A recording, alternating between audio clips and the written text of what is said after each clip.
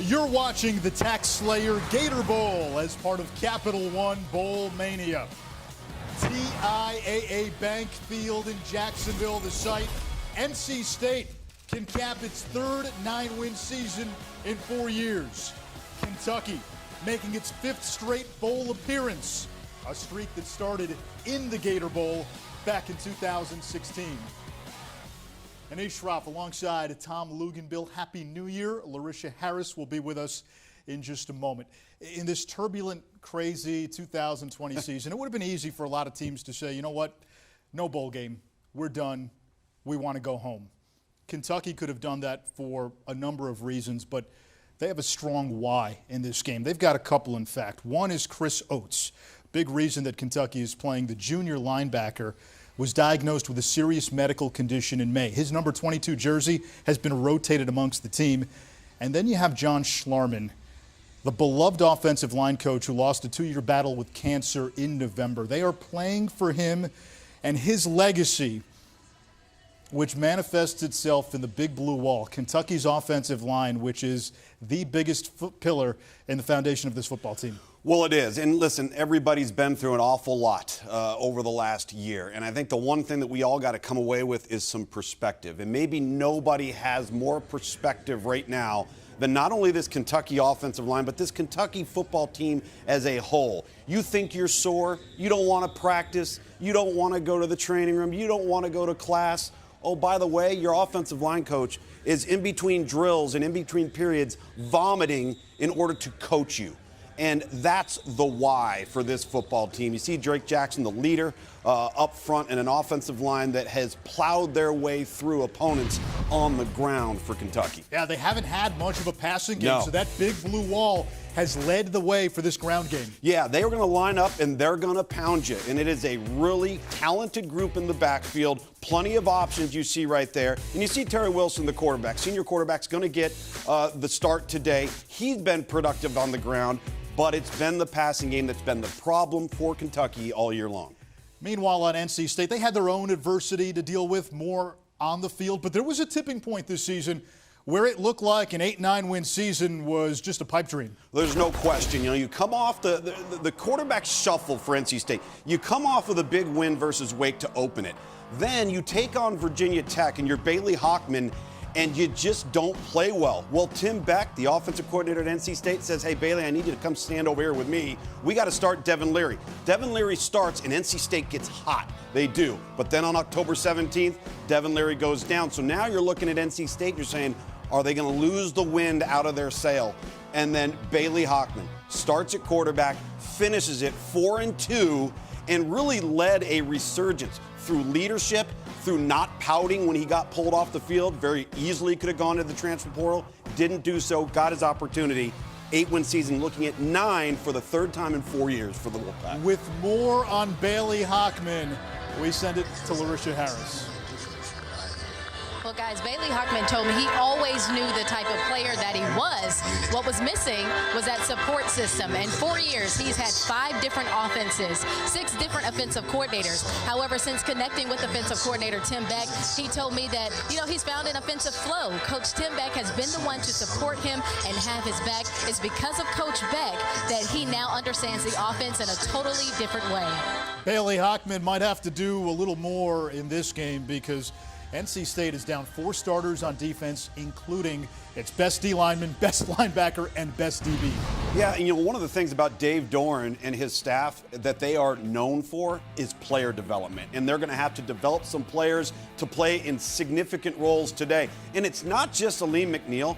To me, the biggest loss is Peyton Wilson. He's the biggest difference maker on defense, maybe in the league, outside of a couple of guys might be playing at Clemson right now. But there's no question that there's some reserves for NC State. They're going to have to make some plays today. Dave Doran, 2nd all-time in wins at NC State. Was this his best coaching job with the Wolfpack?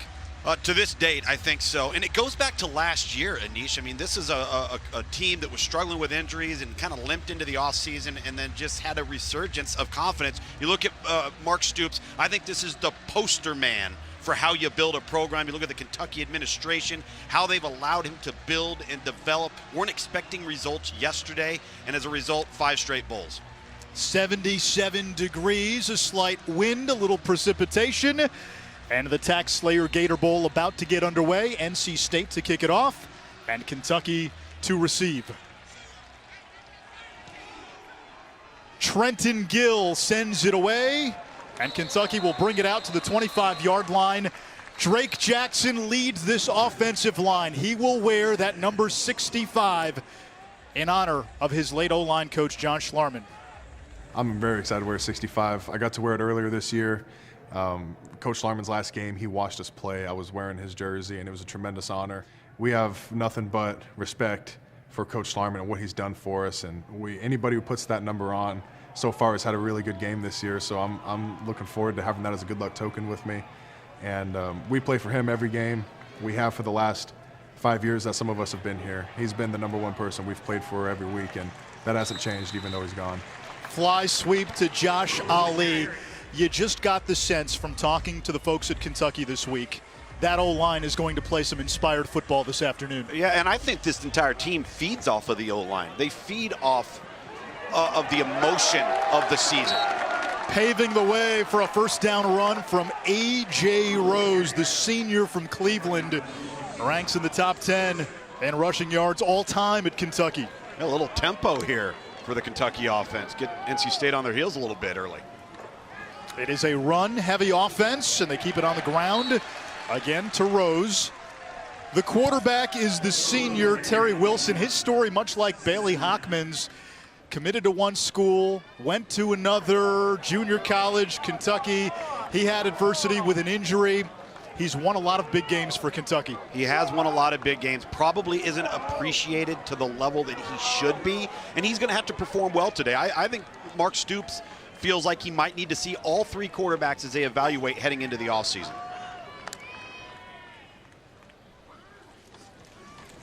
On 2nd down and 8, again to the ground, and that is Chris Rodriguez, who runs like an anvil on wheels.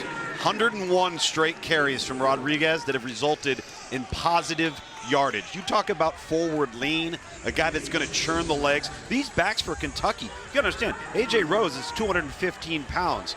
Kavase Smoke, 201. Chris Rodriguez, 224.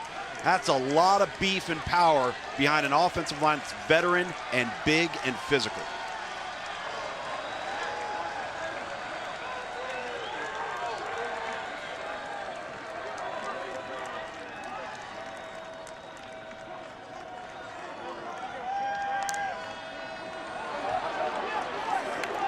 First pass attempt, Wilson over the middle, incomplete, but a flag is down.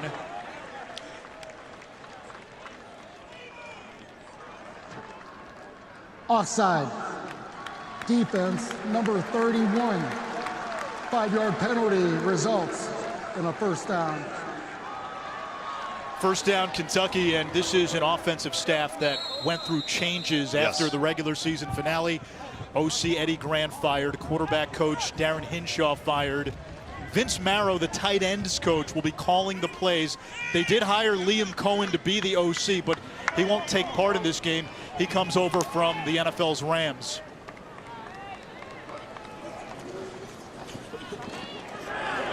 Wilson on the zone read keeper. And picks up 7, maybe 8. And this Kentucky ground game, as advertised early. Yeah, and really they have no choice. I mean, the reality is Kentucky is averaging 124 yards passing a game. Not only is that last in the SEC, it's the worst output in the passing game of any Power 5 program in America, and it's the reason why Mark Stoops had to make a staff change. And he and Eddie Graham are so close, such close personal friends.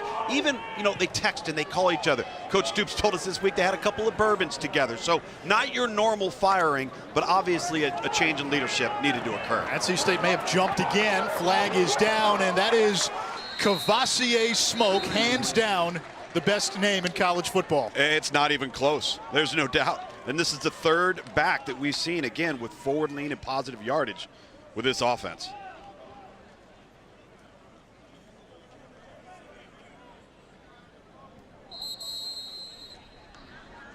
Offside. Defense, number 0. 5-yard penalty from the previous spot. First down. Listen, credit Terry Official Wilson. We've got for an Fortner, injured offensive player. who started today at right guard, 79, started today. We'll find out just how serious this injury is. Be back in Jacksonville in a moment. You're watching the Taxslayer Gator Bowl as part of Capital One Bowl Mania. Luke Fortner, starting at right guard today, went down before we went to break. He's number 79. He's just going to get rolled up, as we often see in the offensive line. You hate to see it. He was able to get off on his own accord. And as you put it, Austin Dotson's played a lot of football, number 61. He'll plug right in. And look at this unit. Senior, junior, sophomore. Kenneth Horsey, a great story as well, Anish. Yeah, Horsey, one of 3 recipients of the Mayo Clinic Comeback Player of the Year award. He had open heart surgery before his freshman season. This is a resilient, emotionally mature group, and as a result, I think a resilient, emotionally mature football team that Mark Stoops has on his hands. Ali in motion, Wilson over the middle, wide open. He's got the tight end, Justin Rigg. Vince Marrow calling the plays today as the tight ends coach. He told us the tight ends will eat today. Yeah, he was excited for his group. Listen, we're going to see a few different wrinkles. Try and get a little bit more creative with the offense and give that man right there, Terry Wilson, better opportunities to be more successful. This has been an offense, and we've talked about the run game, but virtually 0 explosives to speak of. They have not been able to get big chunk yardage, and it's really hurt them in terms of offensive balance.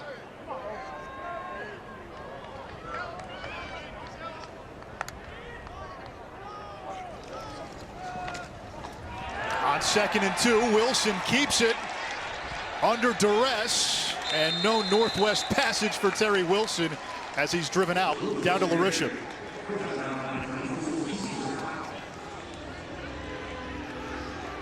Ankle injury, and he is questionable to return. So that's Luke Fortner, ankle injury, and as Larisha told you, questionable. A loss of 3 for Wilson. It sets up 3rd and 5, and from here, this could very well be 4-down territory for Kentucky.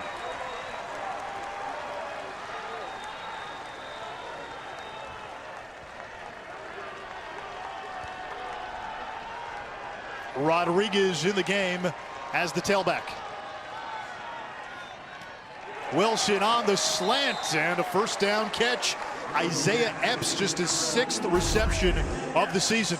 Got the little swing route by the back out of the backfield. Opens up that window on the inside slant. And you see Epps, I like where that ball was placed. Low, down inside, no danger of the ball getting tipped. Give your target an opportunity to catch the football, move the chains. And now, Anish, you get right back to your bread and butter. NC State on defense, down significant starters. They know what's coming between the tackles. Rose ran into a roadblock.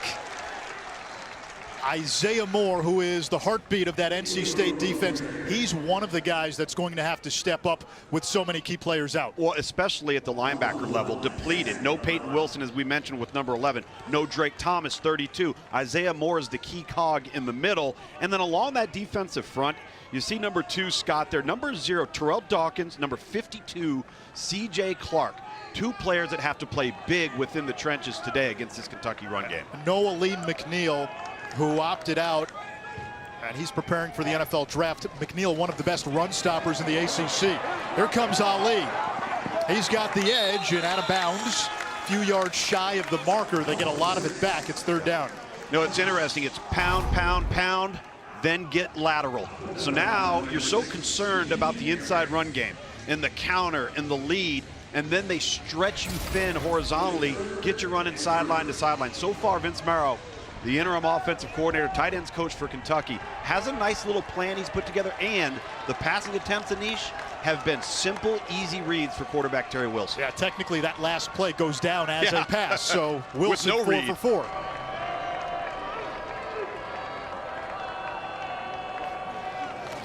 On 3rd down, back to the ground. There is Rodriguez, always churning forward. He's going to be a little shy, and it brings up 4th down. I think you go for it. You're in 4-down territory. Kentucky did not come into this game to kick field goals. and they know that they got some mismatches when they go on defense. So keep NC State on the sideline. Let's see what the Wildcats can do. Lean on the big boys right here. That big blue wall, the offensive line for Kentucky. It's become the face of that program and the recent success during this 5-year run. Wildcat Rodriguez, second effort, and I think he got it. Wow. Coming into the game, he had 101 consecutive carries without a negative play. That's the guy you give it to in that spot. It's the guy you give it to, and obviously our Officials timeout for a measurement. The first down line's not always 100% accurate on your screen there, but watch the second effort here in that lean. Churning the legs, again, 224 pounds. I like where the ball's at right there on that spot. I'm not so sure that they gave him as favorable of a spot as he probably earned. Again, on first glance, I thought he had it all the way. They will measure. Isaiah Moore does a nice job, and they get the conversion here. Credit that offensive line. Keep in mind, they motioned quarterback Terry Wilson out of the backfield. So NC State knows right off the bat this is going to be a direct snap inside zone. Isaiah Moore, number 1, the linebacker, did a nice job plugging the hole. He actually penetrated the gap, but could not stop the forward momentum of Rodriguez.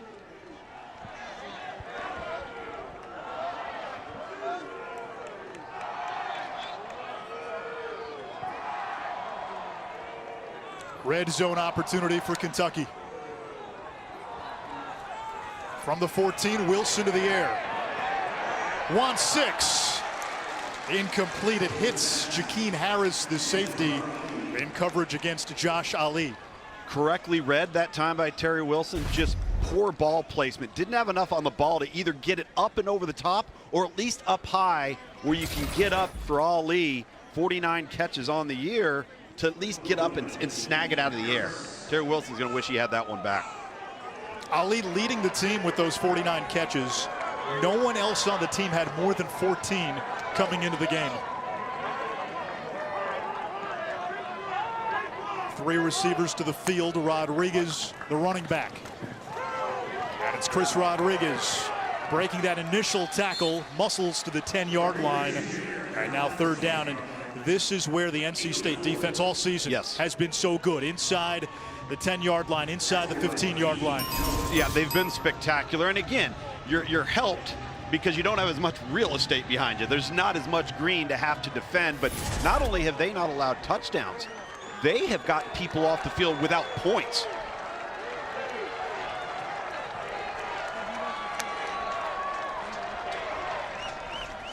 Kentucky needing the 4. Wilson has Ali, and he is devoured immediately by Harris.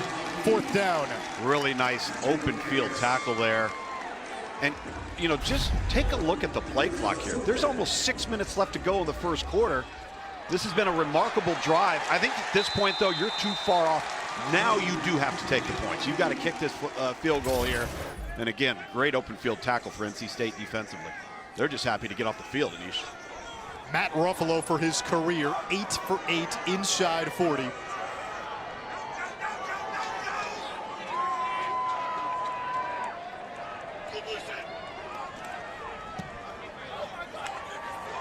And the field goal is good from 25. That big blue wall paving the way early on a 9-minute opening drive for Kentucky.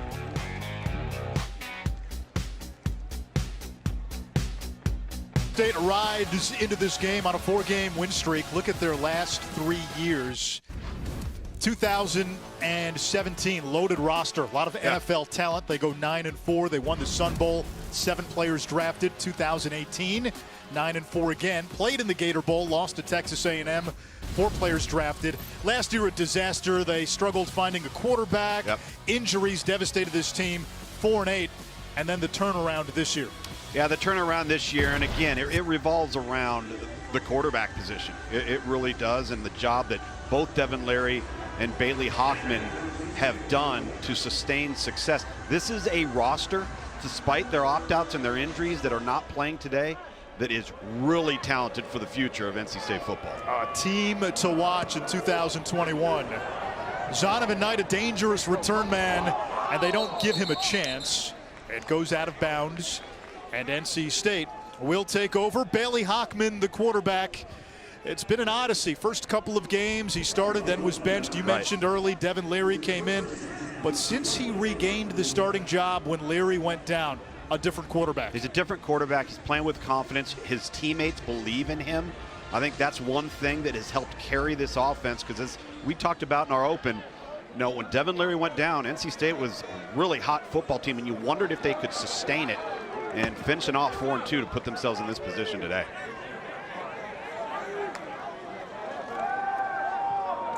Hockman throws on first down, completes to the outside. It's Devin Carter. And that may be an area where NC State has a matchup advantage. Kentucky down 2 significant corners. Kelvin Joseph had opted out long ago. Fumble forward and out of bounds. The ball will be replaced at the spot of the fumble. Second down. No Kelvin Joseph, who had 4 interceptions to lead the SEC. Correct. Cedric Dort, who had started last year, was supposed to start today. He is out today, so those are 2 of your top 3 corners. Hockman back to the air. Checks down. He's got Ricky Person. And Person picks up a first down across the 40-yard line. Ricky Person healthy this year. He started every game after missing a ton of time his first 2 years. Yeah, as far as the run game is concerned, NC State and Kentucky are very similar. Powerful in the offensive line and powerful running backs with multiple guys that can play. Now that guy's a load to bring down. Zonovan Bam Knight, 5 straight games with a rushing TD. NC State coming out throwing. You hit the check down to move the chains. They want to be an outside stretch zone team. They want to press the edges of both offensive tackles. That's kind of their bread and butter for offensive coordinator Tim Beck in this offense. And then come off play action. And to your point, Anish, take some of those one-on-one shots downfield with these big targets in Devin Carter and Emeka Emezie. 6'3", both of them 225 pounds. Against a 4-man rush, Hockman with time. Downfield, intercepted. It's Brandon Eccles. And Eccles slides down into NC State territory. This is a ball-hawking defense that tied for the SEC lead with 13 interceptions. 19 turnovers coming into this game. Just a poor throw into zone coverage. We'll break it down when we come back.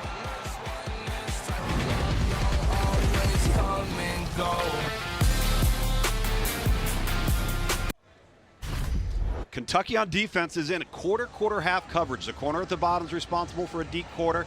Safety in the middle is responsible for a deep quarter, but then the safety at the top is responsible for the half. Watch the corner right here. Squat and walk up. Bailey Hockman thinks he's playing man. Now all of a sudden he gets his eyes forward on the quarterback and drops back. And this is just a poor read, and Bailey Hockman not keeping an eye on the squat corner that's just keying the quarterback from the get-go. But that initial step up by the corner, by 26 and Brandon Eccles, gave Hockman a thought that maybe that guy's playing man. He's not going to be interfering with the corner route. So after a 9-minute opening drive, Kentucky back at it. And Cavassier Smoke picking up a dozen and a first down. And good news for Kentucky. Luke Fortner Officials time back out into the game at left for an guard. injured defensive player.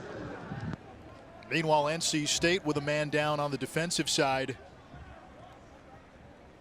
It's Isaiah Moore who is limping off the field, and already thin at linebacker without Peyton Wilson, the ACC's leading tackler. Drake Thomas is out as well.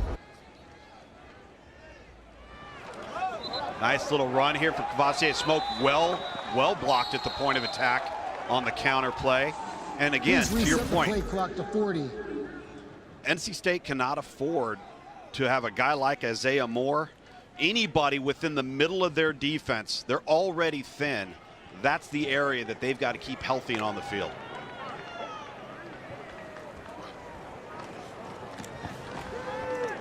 Smoke again, and he loses 2.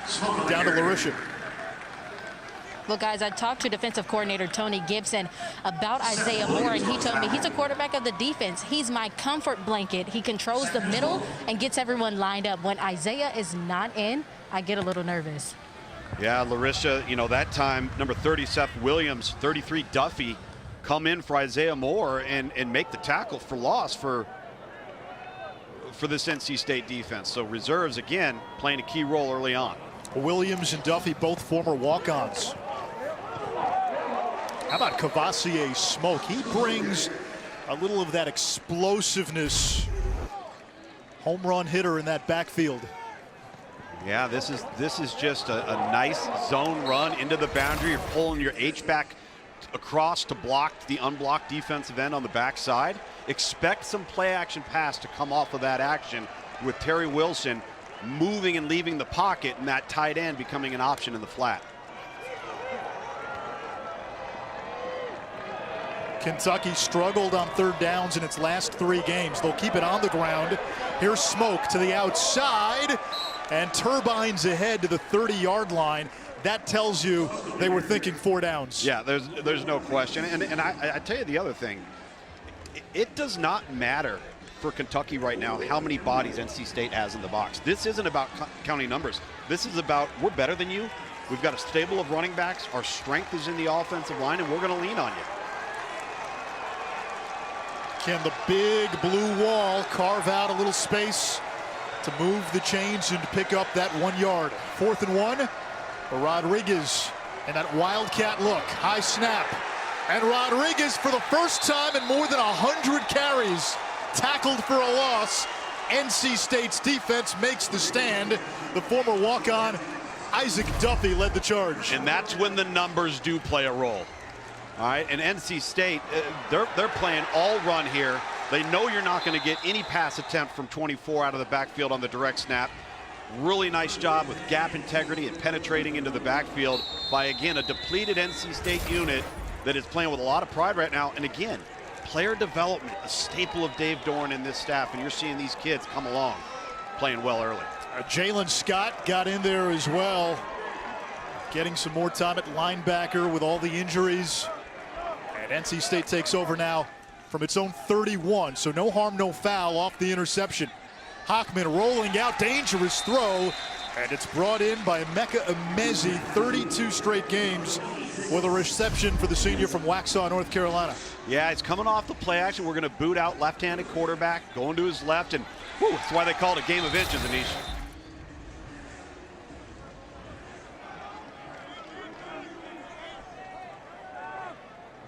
15 yards, a first down, empty look now from the 46. Hockman floats it downfield. Incomplete. Good coverage by Yusuf Corker, the safety. It's good coverage, but it's very poor ball placement by Bailey Hockman. This is twice now we've seen this. If he throws this up and high to the sideline, 86, you got a chance to go up and take that ball away from Yusuf Corker. Are you surprised early, the play selection for NC State? Pass heavy rather than going with the run? Absolutely I am. I've really felt that this would be more of a look. The diamond formation that we would see, there's that wide zone.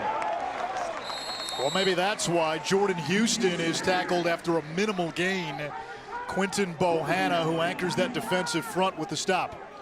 Quinton Bohanna, one of the guys that when you choose to not opt out, you choose to play, and you get another opportunity to add value, he's a guy that's adding value to potential draft stock by playing in a game like this. Another game, another 70 snaps or so on tape. 6'4", almost 360.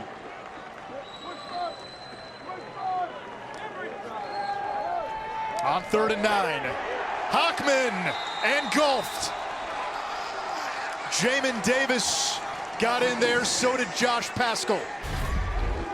Josh Paschal, another great story of resiliency. A cancer survivor, a little over 2 years ago, discovered melanoma on the bottom of his foot, thought it was a blister, and just kept going to the trainers. The trainers finally said, hey, listen, this is something serious. We've got to look into this. Battles back from it. His former roommate, Josh Allen. Trenton Gill to punt it away. Here's Ali averaging 12 yards a return, not much there.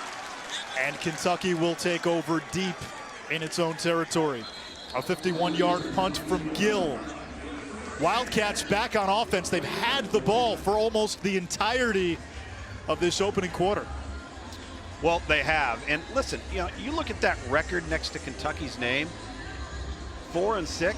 4 of their 6 losses were to teams that finished the regular season in the top 10, all right? They've virtually had 0 passing game to speak of, and they've probably had a couple opportunities, to be honest with you, to be 6-4. So the future is bright. There's a reason why they were favored coming into this game. There's a lot of positive components with Kentucky. Coach is telling us, hey, if Kentucky doesn't play a 10-game SEC-only schedule, this is not a 4-6 team. A.J. Rose stumbles forward for a couple of yards. Take a look at time of possession. Kentucky had the ball for 11.5 minutes in stanza number 1. An interception and a field goal, and the Wildcats lead 3-0.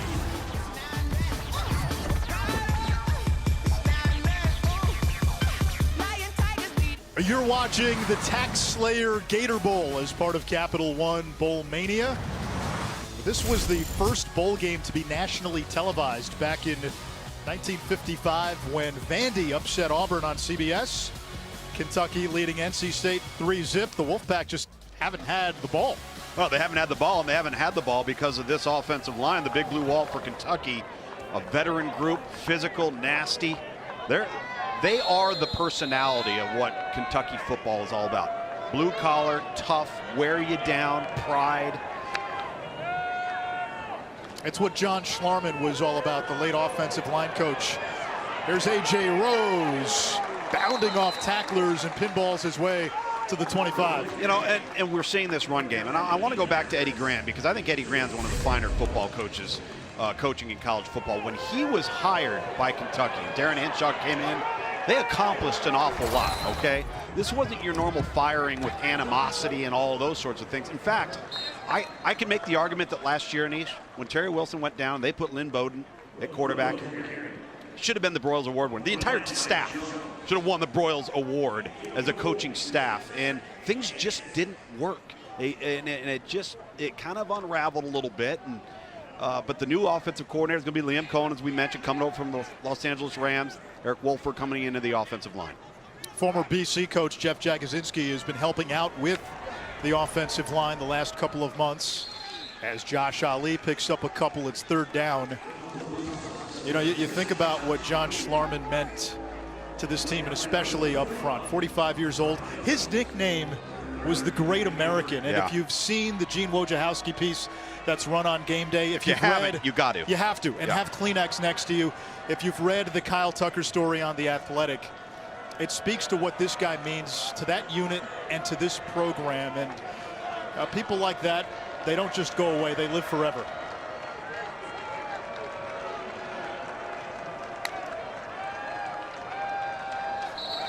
On 3rd and 3, we get a flag. Prior to the snap, Kentucky calls their first timeout of the half, 30-second timeout. It's a timeout by Kentucky on 3rd and 3. We're down to the last 2 bowl games, Lugs. 4 Eastern, number 25 Oregon taking on number 10 Iowa State in the PlayStation Fiesta Bowl. Then Texas A&M and UNC in the Capital One Orange Bowl. Iowa State, Oregon, clash of styles. If you haven't seen Breece Hall, maybe the best running back in the country. Yeah, Breece is fantastic. And that Iowa State, that football team's licking their wounds a little bit, coming off of Big 12 championship game. Our pal Dave Pasch calling that one. And then later on, I think with all the opt-outs that North Carolina has had, it's going to be interesting to see the type of established depth that Mac Brown is continuing to try to build at North Carolina against a team in Texas A&M that truly felt like they should have been the number 4 seed in the college football playoff. That's the best part of the day after the semifinals, the revisionist history. Oh, yeah. Flag down, Wilson taking a shot into coverage and nearly caught. Epps could not hold on. Duffy got in there to knock it away. Offside. A penalty is defense. Number 45, 5-yard penalty results in a first down. So Davin Van called for the offsides. That's 3 now on NC State. Credit the hard count. You see Epps down here, 81, almost secures this ball over the outside shoulder. Did that play call surprise you? 3rd and 3, Kentucky taking a shot? It did a little bit, but I think it might have been a call just because it would be so against type for this team that maybe they thought they'd have a one-on-one, some safeties lurking on the inside, and maybe get a shot, but nobody biting in the back end for NC State. Second time a penalty is extended to Kentucky drive. Wilson backpedaling, throws off his back foot, and toward the NC State sideline in the direction of the tight end, Keaton Upshaw.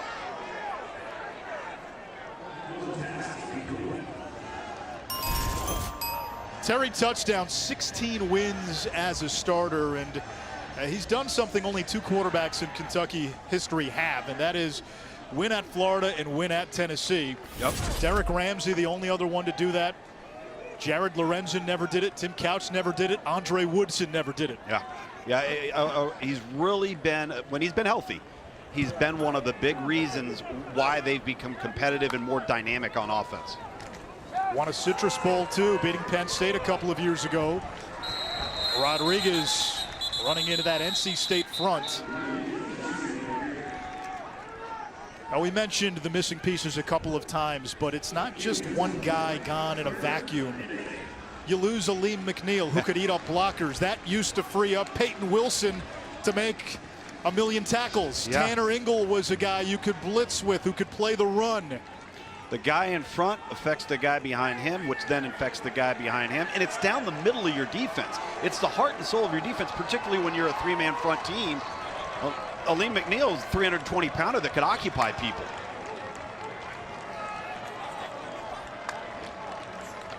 Third down and 8, a 3-man rush by the Pack.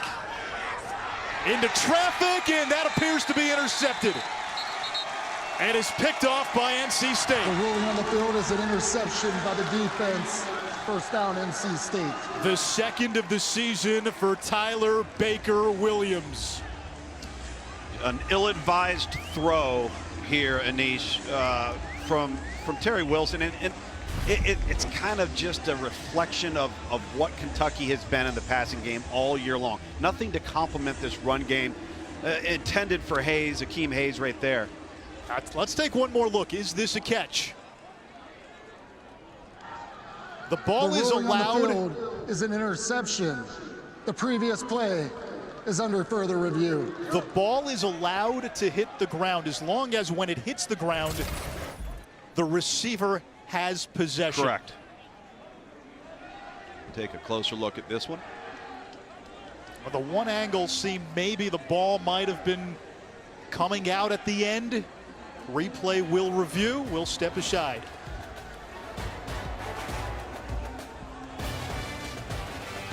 Bill Larisha Harris replay overturned this interception, rightly so. Watch the ball hit the ground. Baker Williams does not have possession when it does. Yeah, this is a good call by the officiating crew upstairs.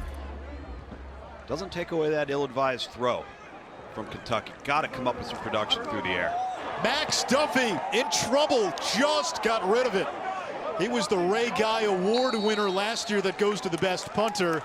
And Thayer Thomas makes the fair catch. Near disaster twice averted for Kentucky. Big time, and a heady play, and then to get the ball off your foot, that went from disaster to now less of a disaster to a heck of a play in the kicking game. And again, look at the field position flip by Duffy making that play and putting NC State on a long field offensively. If you're Kentucky, you have to know where 31 in white is on punts. Vi Jones, 3 blocked kicks this year, 2 on punts. NC State keeps it on the ground. There is Zonovan Bam Knight. He is averaging almost 6 yards a carry this season. 3rd team all-conference running back. And when you look at who's coming back next year, he is going to be the top returning back in the ACC going into 2021. With an offensive line that is really talented, and a left tackle in number 79, Ekwonu, who's going to be a future star. So key cogs coming back for the Wolfpack. 2021. There's Knight one more time, and it sets up 3rd and 2, and now NC State is going back to its bread and butter a little bit. Which is wise, because they tried to come out and throw it around a little bit, and Bailey Hockman did not deliver in those first couple of series. There's Ikwanu, 79 at the left tackle spot, just a sophomore. He is a mauler, an exciting young prospect. But now, again, let's get back. Kentucky and NC State are not too dissimilar from one another. They want to run it, and they want the offensive line to lead the way. Let's see what they come up with here out of the diamond formation. The strength of NC State's line, the left side. Hockman rolls that way. And able to complete for a first down. Trent Penix hasn't been used a whole lot this year, just his second catch, only has 1 carry. Tim Beck loves the diamond formation and then the ability to bootleg out of it. And that time they leak Penix out as one of the backs out of that diamond formation, and he's just sitting there. Really an easy conversion. Well-designed play for NC State on offense. And that's what the Wolfpack need right now. Put together a sustained drive. Give this defense a little breather. Yeah, there's no question. You've got to keep them off the field. And again, the clock just crushed NC State. No ability to get into rhythm in that first quarter because Kentucky maintained possession of the ball. There's Knight again, twisting his way for a pickup of a couple. 2nd down. Boogie Watson with the stop. I'm a little surprised, though, that with the youth, particularly number 14 at corner for Kentucky, Carrington Valentine is just a true freshman. And with the size and the ability on the outside, when they have chosen to throw the football, they haven't just tried to pick on some guys, pick some spots. But I do like that they're getting back to the run game here. Hockman sets, now moves his feet, and completes to the near sideline.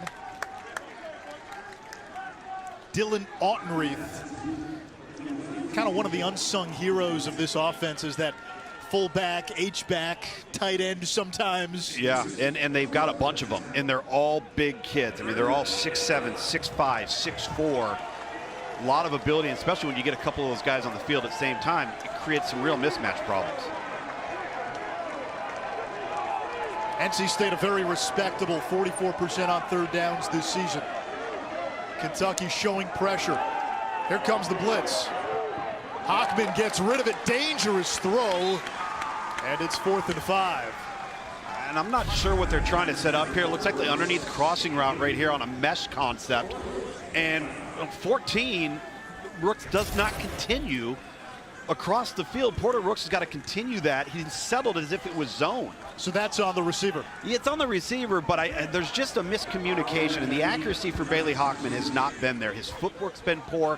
When he's been at his best, it's when they've moved the pocket in the naked game, but from within inside the pocket, he's off kilter. So Gill to punt it away to Ali.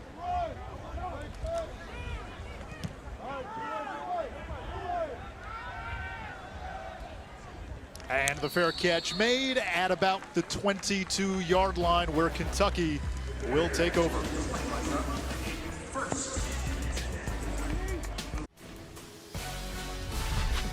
The Taxslayer Gator Bowl, brought to you by Visit Jacksonville. Go to visitjacksonville.com to see why vacationing is easier here in Jacksonville. The 2003 Gator Bowl, the final chapter of that 2002 NC State season, the best in school history. A school record 11 wins, Phillip Rivers leading the way, and they stymied Notre Dame 28-6 in Rivers' final game. Had some trick plays. NC State's got a rich history in the Gator Bowl, but that moment, that's the biggest win in school history, and shockingly, that is the only 10-win season in program history. Well, and you think about that 4-year run that they had with Phillip Rivers out of little Athens, Alabama. Everybody's recruiting him to play tight end. He goes to NC State for Chuck Amato. The rest is history. Still playing. Josh Ali ambushed in the backfield. Vi Jones along with Savion Jackson back there.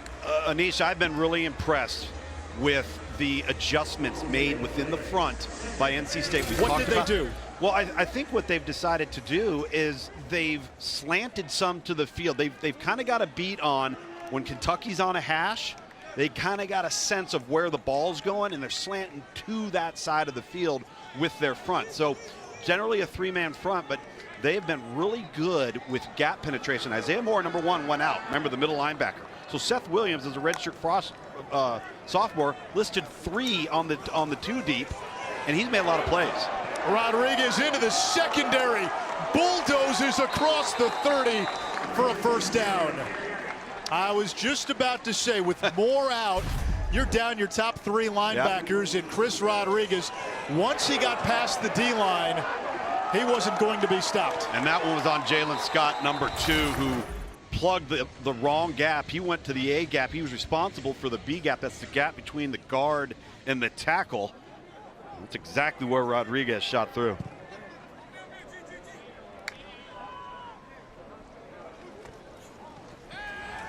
Wilson will keep it. RPO being chased and throws it away. Larisha. Well, guys, I had the opportunity to talk to Chris Rodriguez, and he told me that when he was in elementary school, he actually played center. Yes, center on the offensive line. But he got injured, and then his brother sort of took over at the center spot. So that's when he switched to fullback, and then his coach felt like he would do good. And then he switched over to running back. But he told me when he played center, he learned a lot in that position, and he learned what it actually meant to be on the line and how to block.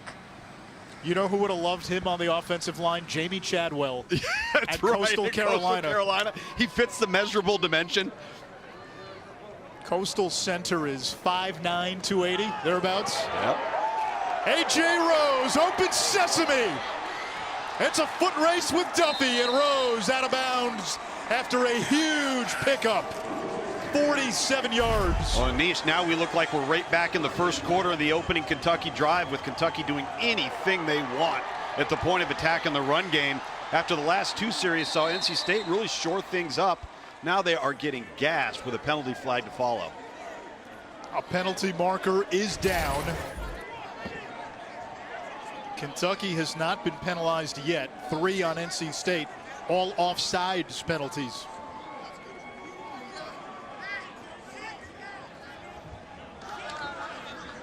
After the play, there were fouls by both teams. Unsportsmanlike conduct. Offense, number 80, that's his first.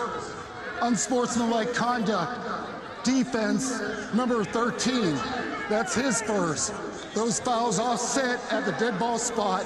It's 1st and 10. So Tyler Baker Williams for NC State and Brendan Bates, the tight end for Kentucky. Dave Doran's 2nd winningest coach in NC State history, behind only Earl Edwards. Other sideline, Mark Stoops only trails Bear Bryant at Kentucky in wins. Yeah, the job these 2 guys have done, and the state of the program when they both took over. It's a great example of things don't necessarily happen overnight. You don't wave a magic wand, but if you build it and you have patience, you can build a winner long term. Cavassier Smoke with an opening to the outside and lunges forward inside the 5-yard line. The Kentucky run game picking up. Again, number 2, the middle linebacker there, and Jalen Scott has really struggled leveraging the football and being where he's supposed to be. And Kentucky's got a great feel now to that left side, taking advantage of, again, a depleted front 7 for NC State. 142 rush yards for Kentucky, just 4 for NC State. This, though, is where the Wolfpack defense has been so good. Yep. On goal-to-go possessions, only giving up a touchdown 41% of the time, almost a quarter of the possessions empty. But not this one. Rodriguez in for the first touchdown of this Taxslayer Gator Bowl.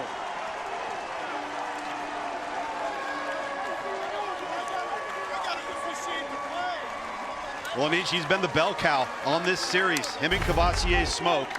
And I love the design here. Again, you pull number 80, you pull Brendan Bates across the formation to block the unblocked defender, who's the defensive end. You create that gap on the inside. And NC State has struggled to plug gaps on both sides of the center for the entirety of that series.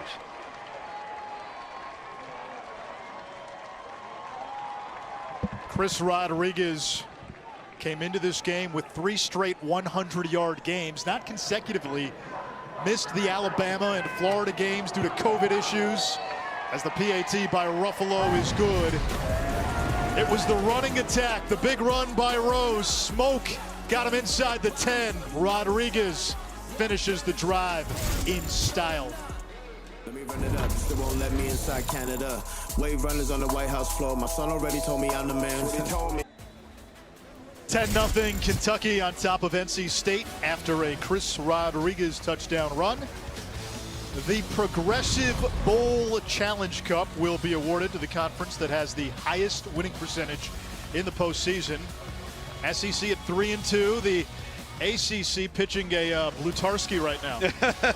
0.0. The interesting thing about this is bowl games. Number one, it's an any given Saturday scenario. Number two, all right, it's all about matchups. What's the matchup do you get? Do you get a favorable matchup? Do you get one that's not favorable? And anything can happen in a bowl game. I don't know if it's necessarily a reflection or an indictment on any conference. Also, and I know I don't want to get you on a rant right now, but who's playing and who's not playing? Sure. Well, yeah, obviously that's going to play a big role. I can tell you one thing. This guy better start playing better, because what Kentucky has now done with NC State's inability to run the football. NC State has 4 yards rushing right now, -9 because of sacks from Bailey Hockman. They don't want to be in a position where they have to rely on the passing game to bring them back into this game. Kentucky's completely dominating it, especially on the ground. NC State's got to get back to what brought them here: balance, complementary football in the play-action passing game off of a strong run game. Jordan Houston is the running back. He's a scat back, gets it on the screen, and Jamin Davis with a great tackle in space, no gain. Bailey Hockman, it's been an odyssey for him. Originally committed to Georgia, ended up at Florida State, transferred to junior college, came to NC State last year, got a shot, faltered as he hands it off, and Houston appears to have a first down. He opens this season as the starter because Devin Leary was in contact tracing and really didn't have twice a full fall camp. So you don't have spring ball. You've got a new coordinator in Tim Beck that's never seen Devin Leary throw. So you have the situation at Virginia Tech. He pulls Bailey Hockman and says, I've got to see something from Devin Leary. Amezi takes the bubble screen close to the 40. And just to kind of continue the path of the journey of NC State football, we've got a flag here thrown late.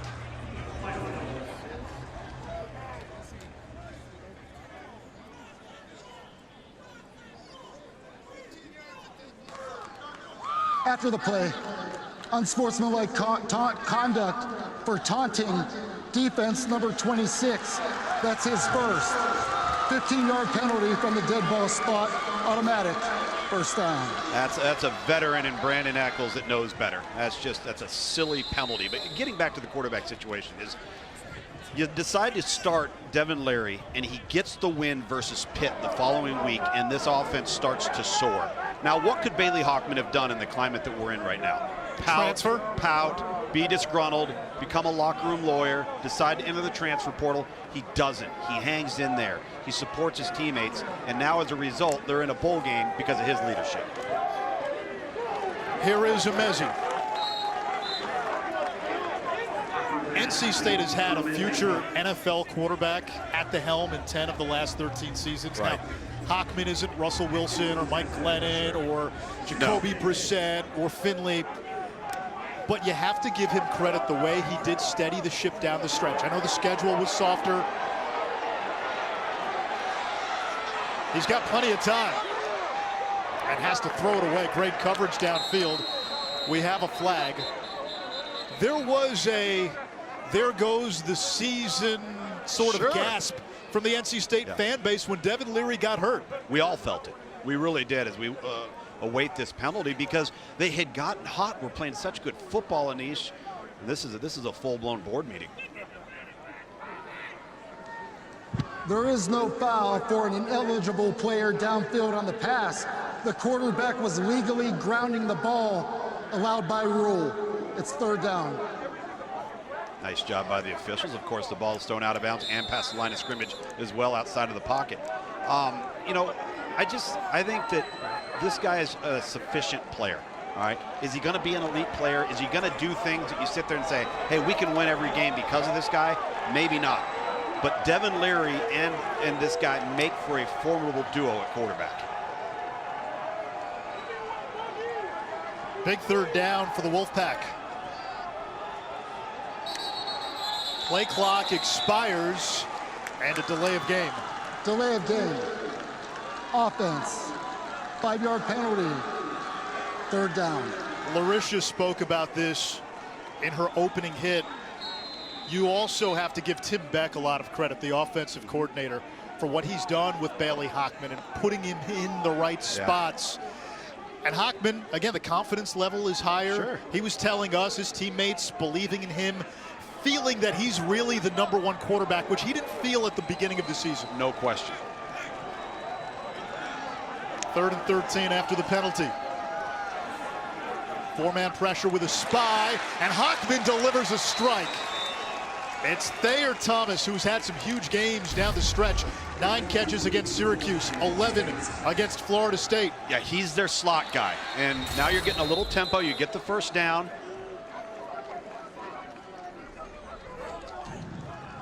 Kentucky calls their second timeout of the half. Timeout Kentucky after a pickup of 19 by Thomas. Wolfpack threatening.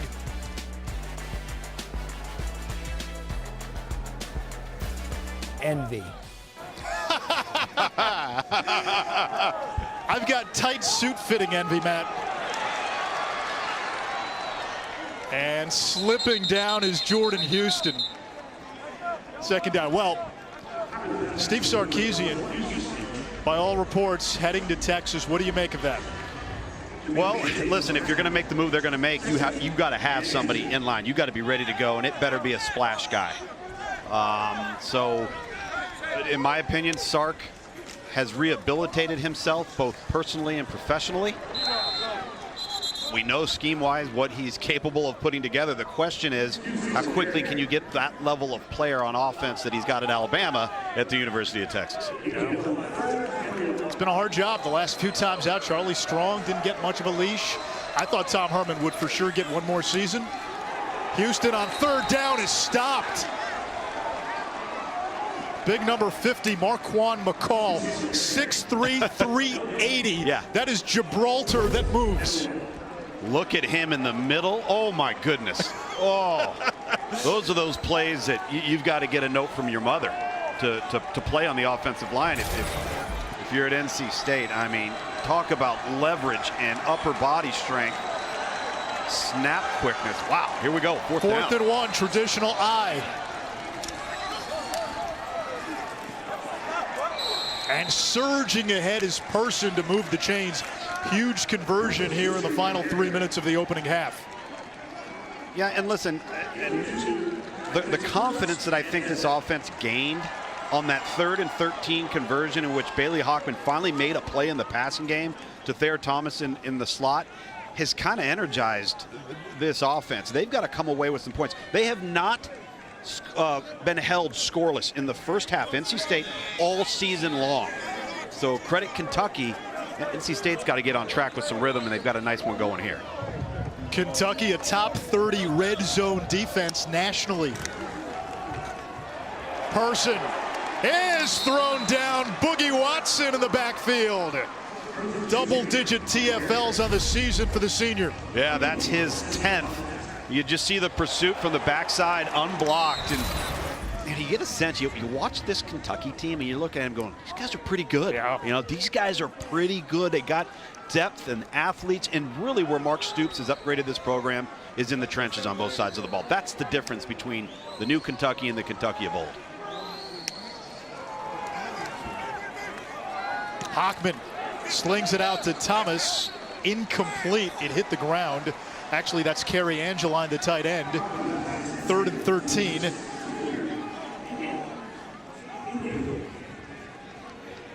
Tight end, 6'7", Anish. You can't throw the ball on the ground if you're Bailey Hockman. They've got to somewhat, NC State, come up with a way of having back-to-back positive plays. They can't seem to string together a series of plays with positive momentum. It's 2 steps forward, 1 step back for this offense. Hockman on the move, looking for an escape route, and now just throws it away. Kentucky's coverage, even being down a couple of bodies in the secondary, has really made Bailey Hockman look and look and look, and nothing's there. We've seen that a few times. There's nowhere to go with the football, and you see Tim Beck, the offensive coordinator, really frustrated with, really, it looks like his signal caller there in Ben Finley, the freshman, brother Ryan Finley, and something wasn't coming into the game correctly. And you see Tim Beck, I love that. Put your arm around your quarterback. Let's have a little talk. Christopher Dunn on for the field goal. He was a little erratic in warm-ups. He's been pretty good on the season, though. 12 out of 15, this from 40.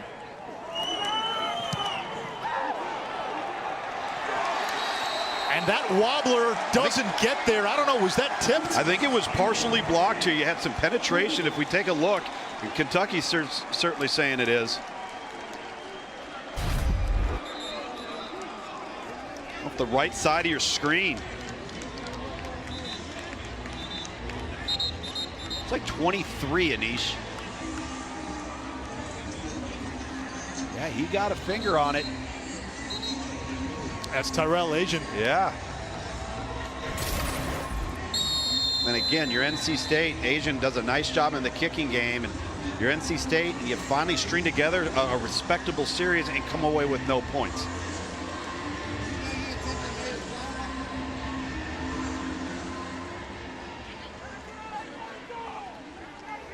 This Kentucky defense, the numbers were skewed a little bit, let's be honest, because of who they played and the schedule. Here comes Rose. He had a big 47-yard run on the last drive. Still churning. Ball comes out at the end, but right into his embrace. Wow. Another big run for A.J. Rose. And it's all to the left. Everything that Kentucky is doing, and again, they have just done such a poor job on the last 2 series. NC State on defense, you see Rose hanging onto the football of plugging gaps. Wilson fires a strike. Allen Daly, the 6'3" junior from Pinson, Alabama. Bo Nix of Auburn, his high school quarterback. Pinson Valley High School. Now, you mentioned that Kentucky defense, and they've been hamstrung a little bit. They were hamstrung by the offense's passing game as well, on the field a lot. Now Cavassier smoke, Kentucky with a timeout. And they also had some games missing a bunch of guys against Florida. They were down a lot of guys, even in the win against South Carolina. Smoke with some extracurriculars. Clock stops with 38 seconds. Officials getting in the middle. They blew the whistle. Right. Let's really give this thing some perspective.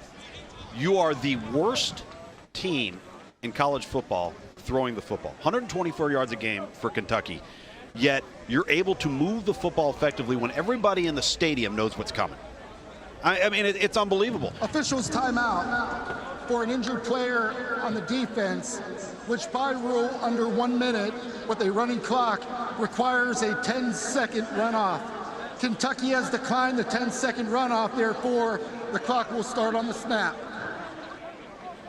Daniel Joseph, the grad transfer from Penn State. Yeah, Kentucky obviously would decline in that spot the 10-second runoff. Yep. Convince you before last night? I hope he has convinced you by now. Yeah, he is. And it's not just the plays that he makes. It's his presence and his influence on the defense that allows for other plays to be made. And that kind of tells the story, right?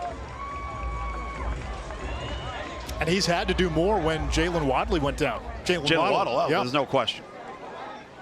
And all the different places that he can line up. And as a route runner, he's not good, he's special. 2nd and 7. Smoke, the running back, out of that pistol look. Wilson keeps it. Not much room. Again, Kentucky just 1 timeout. 3rd down. How do you play this now if you're the Wildcats? I wonder if that was a blunder right there. That ball should have been handed off to Smoke, and he would have been off to the races. You're in control of the game. Kentucky calls their 3rd and final timeout of the half. 30-second timeout. Final timeout for Kentucky. 25 seconds to go, 3rd and 7. this season for every field goal and extra point made by participating universities. All-State will make a contribution to the university's general scholarship fund. Thank you, All-State. If you're Kentucky, don't get cute here.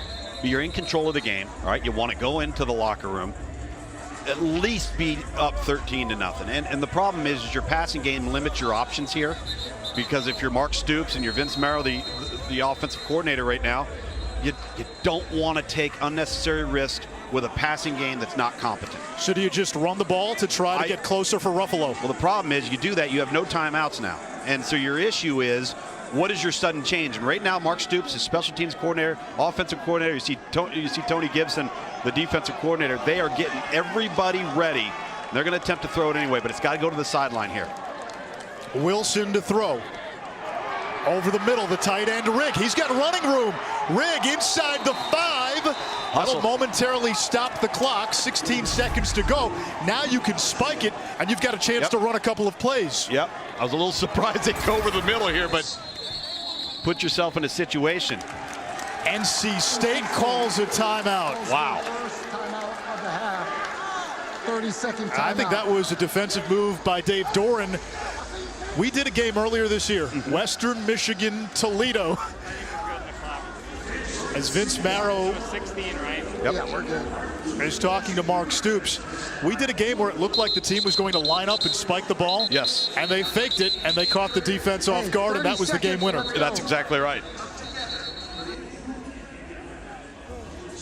Intense conversation there between Marrow and Stoops, high school buddies. Yeah. Well, these are these big moments where, you know, as a coordinator and as a play caller, the situational awareness and the importance of being inside the 5-yard line, in control of the game with 15 seconds, and you've got no timeouts. Again, do you want to sit there and say, we're Kentucky, let's just run the football? Well, yeah, you do, but, you know, that's a little bit obvious from a predictability standpoint. Apologies, last catch, not by Rigg, it was Upshaw, the other tight end. First and goal from the 15 seconds. Wilson looking for 6, he wanted Upshaw again, incomplete. Cedric Powell with the coverage, Cecil Powell with the coverage, second and goal. Well, you got to like the matchup, right? You got Powell, who's 6'2", versus Upshaw, who's 6'6". I would have loved to have seen Terry Wilson throw that up a little higher, more to the back shoulder, and I think you've got a clean touchdown catch right there. So ball thrown a little to the inside, but I like the individual matchup. Quarterback has to have the clock in his head here. No doubt. 10 seconds.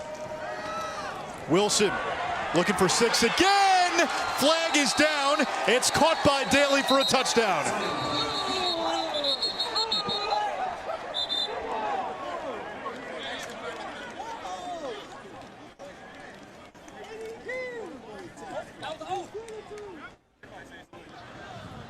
Illegal formation, offense, 5 men in the backfield. 5-yard penalty from the previous spot. Second down. Now you got to kick it here, right? Yeah, just an absolute killer. And credit Terry Wilson. You don't have great ball placement on the previous throw, and then you just throw an absolute dart, the only place it could have been thrown, and now it's negated because you didn't line up correctly. And again, those important situational moments in the red area, the clock's against you, you have no timeouts. You can't be a team that doesn't line up right. That's why Mark Stoops is going nuts on the sideline. 26-yarder for Ruffalo, who has hit today from 25. Perfect inside 40 for his career.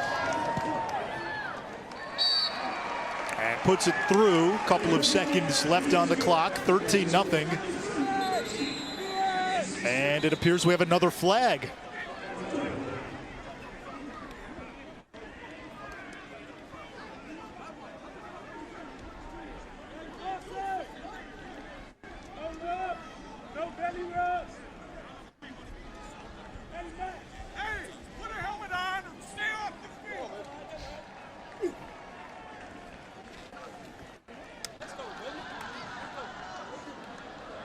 The result of the play is a successful PAT.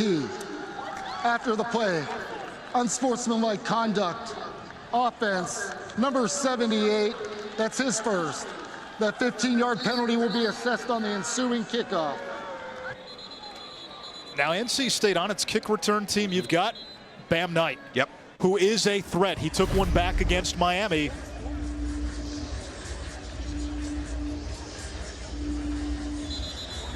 right there, 78. Come Nick on, Lewis. fella. Be better than that. The redshirt sophomore, and you're from Jacksonville, young man. Come on, represent. So Kentucky off this kickoff, are you just squibbing it? Well, if you remember the previous kickoff, because of Bam Knight, they decided to pooch it up into the corner. I would probably elect to do the same thing here because from a time perspective, even if that ball goes out of bounds on you, you're okay if you're Kentucky in the kickoff unit.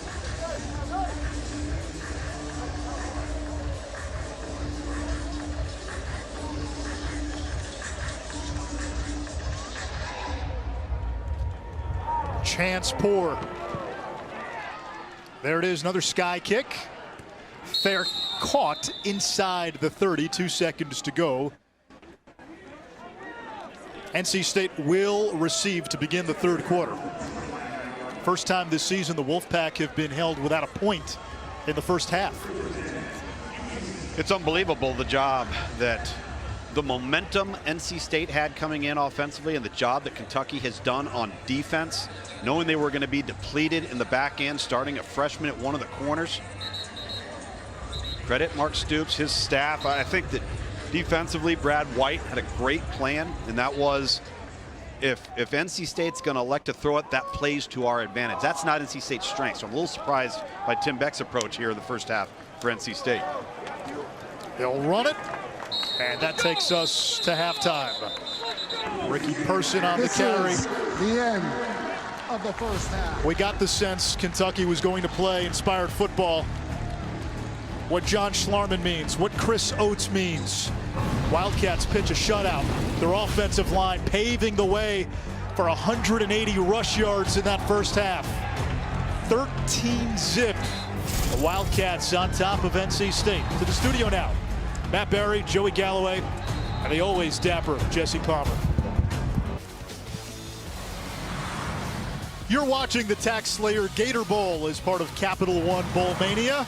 TIAA Bank Field in Jacksonville, Trevor Lawrence's future home. And Kentucky, 4-1 when leading at the half, brings a 13-0 second half lead into this one. NC State's rushing game, their dynamic duo, Zonovan Knight and Ricky Person. Boy, Yeah. They have been bottled up by this Kentucky defense. Yeah, they have been bottled up, and a lot of it, I think, is almost to their own detriment. Wolfpack will receive to begin the second half. And here is Knight, a dangerous return man.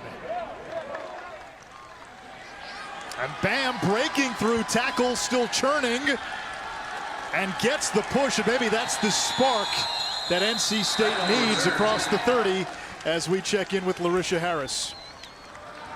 Well, guys, I spoke with head coach Dave Doran of the Wolfpack, and he told me, that he's not pleased with what his guys are doing. He says they need to finish and that they need to stop playing cautious and just let it loose. On the other side, when I talked to Coach Mark Stoops, he told me that he is pleased with what his guys are doing on the line of scrimmage, but he's not a fan of the penalties that cost them a touchdown. They need to keep that intensity up and be more disciplined. 1st and 10 from the 32. Bailey Hockman on the slant.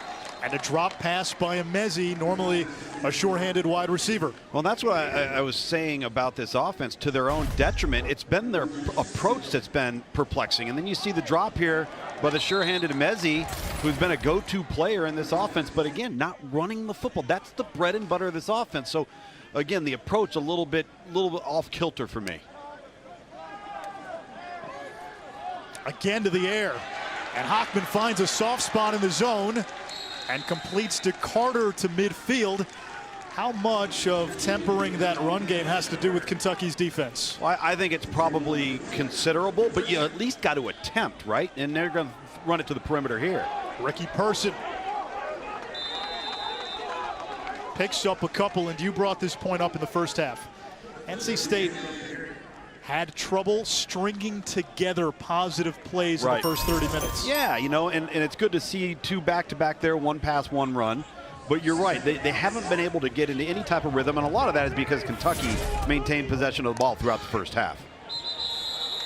And movement in the trenches.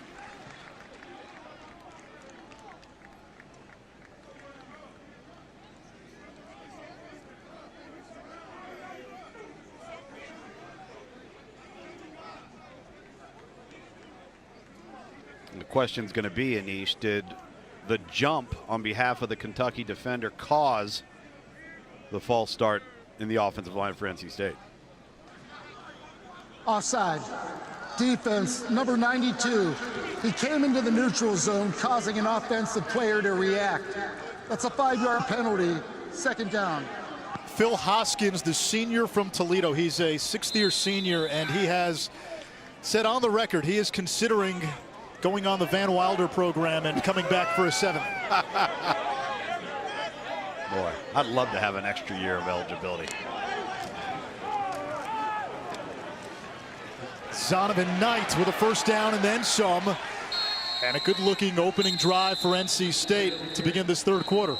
A very good-looking drive, and I like how they've had some push. You got a lot of white jerseys around the ball carrier, continuing to aid the forward momentum. But again, can you string together successive plays of positive yardage? And it's not just going to come through the air for this offense. I think Kentucky looks at NC State and says, "Hey, keep throwing it. We'll do that all day. We just can't allow you to run the ball on us."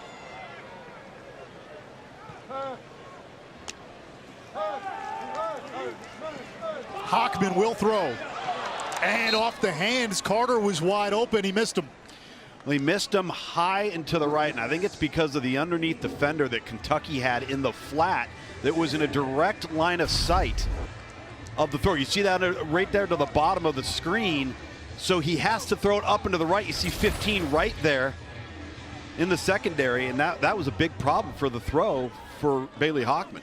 Yeah, Jordan Wright, the linebacker, in that line of vision.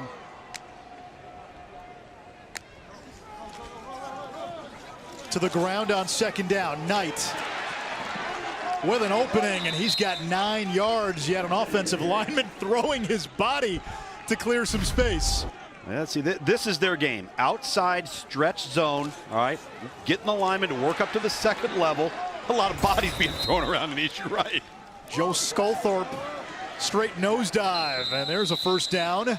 Back to the ground game, back to Zonovan Knight from Southern Nash High School in Bailey, North Carolina, the same high school that produced Julius Peppers.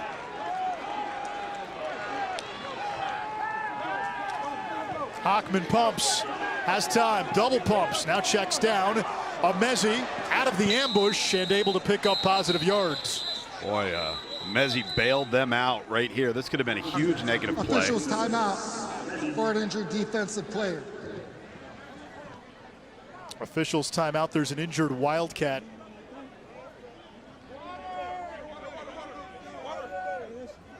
Will step aside. Wolfpack on the move.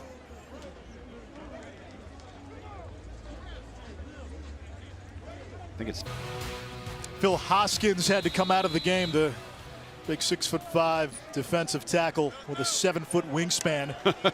2nd and 8. NC State. Hockman back to the air and airmails Carter again. And then Carter with a shove on Eccles. And Eccles has watched some soccer during quarantine. apparently. Oh boy, having to resuscitate him. Devin Carter, young man, what are you doing? What? There's no reason. Your team is in scoring distance. What caused it? I mean, the result of the play is an incomplete pass. After the play, unsportsmanlike conduct. Offense, number 88. That's his first. 15-yard penalty from the dead ball spot. It is 3rd down. So you've now backed the ball up from the 23 to the 38, effectively taking you out of field goal range. yeah, absolutely. And on a mental penalty that really was, to be honest with you, unprovoked. The contact happened during the course of the play. And I think Mark Stoops will be addressing some of the post-play shenanigans. Is Eccles enrolled in the School of Drama, by the way? If he's not, he's taking it next semester. Over the middle, and that is C.J. Riley. That's a big play to get them inside the 25-yard line. It's 4th down, 10 to go, and much more manageable attempt for Dunn, although Dunn missed his first one. It might have been tipped, and during warm-ups, he was very erratic. Hey, they just got to get something positive as it relates to points. But that penalty detonated Absolutely all the momentum on that drive. Well, and to be honest with you, it's kind of been a reflection of NC State on offense all day long. A 42-yarder by Dunn, who missed from 40.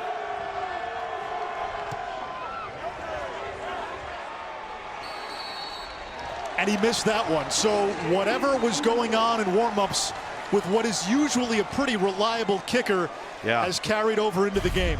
Dunn looks hesitant, and he can't get the ball up. He doesn't have any elevation, and wow. So erratic in the kicking game. And again, a reflection of this team all day long. The inability to have successful plays. He came into this game, Dunn did, 90% inside of 50 for his career. The Wolfpack's all-time leader in field goals made. A.J. Rose, 100 yards rushing in that first half.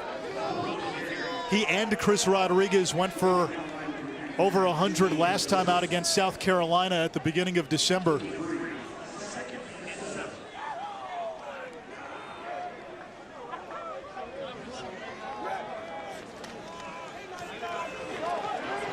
Rose straight ahead, first down and more. Isaiah Moore back in there for NC State, try to rip it away, and more flags trailing the play. And they're going to get Darian Kennard here, number 70, the right tackle for Kentucky, late, as well as maybe one other penalty, but 70 for Kentucky. Again, be smart, young man. Hurting your football team.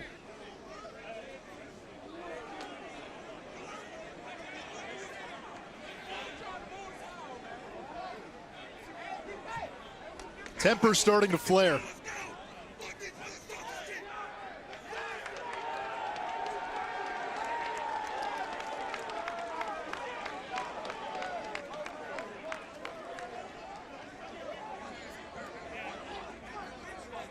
Maybe discussing multiple penalties here. Clearly at the back end of the play with Kennard's got to be one of them. The result of the play is a first down. After the play, unsportsmanlike conduct, offense, number 70, that's his first.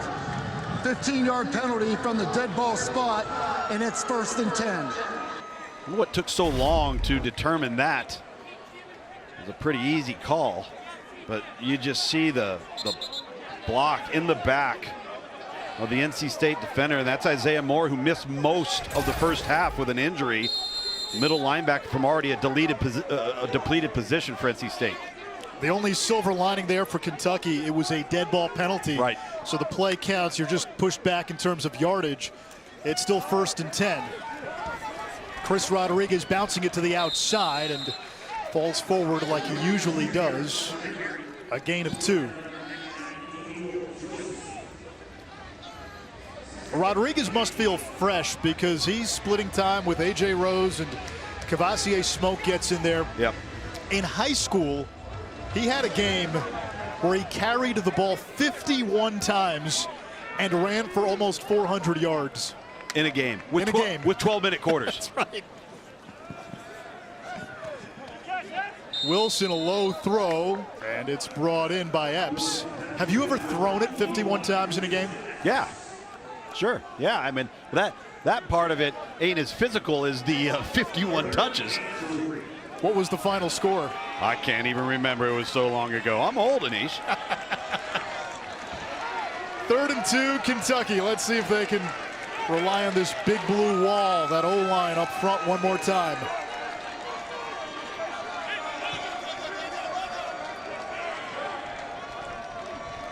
NC State, look at that, almost 7 players, 6 within the box.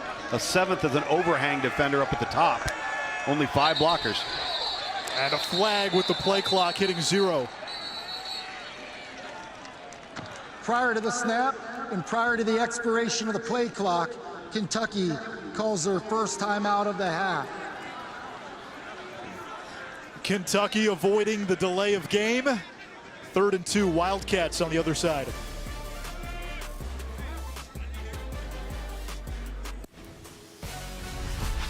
The Taxslayer Gator Bowl, brought to you by Florida's enchanted Amelia Island. Come make memories.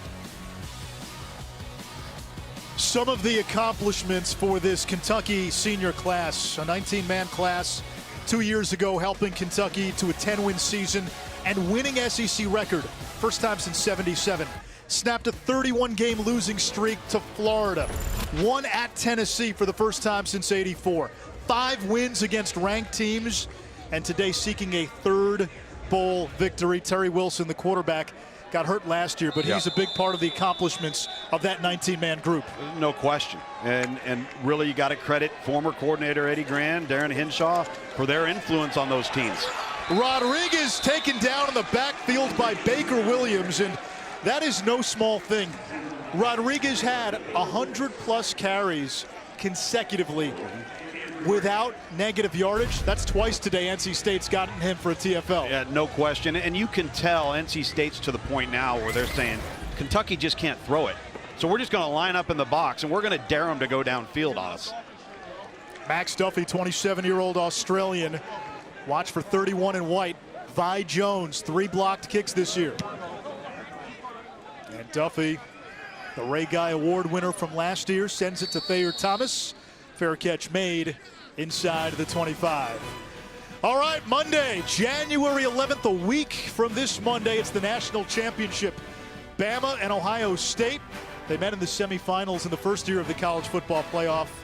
How stunned were you last night with what Ohio State did to Clemson? I was stunned. I'm not going to lie to you. And I think so much of that revolves around, to this point, the performance of Justin Fields in big games. And then last night, there's not been a player in the college football player that enhanced his draft stock better than Justin Fields in his performance last night at Ohio State. It was remarkable. In the playoff era, that might have been the best quarterback performance we've seen. Hockman slings it to the outside. It's C.J. Riley. He suffered a torn ACL, missed most of last year, was working his way back for the better part of this year. Had his best game last time out against Georgia Tech. Yep. A graduate student, 6'4", 225, another big target on the outside. Yeah, big targets and a grad student, but the rest of this receiving corps is, for the most part, back, and they're big. 6'4", 220, 225. Really athletic group on the perimeter for NC State.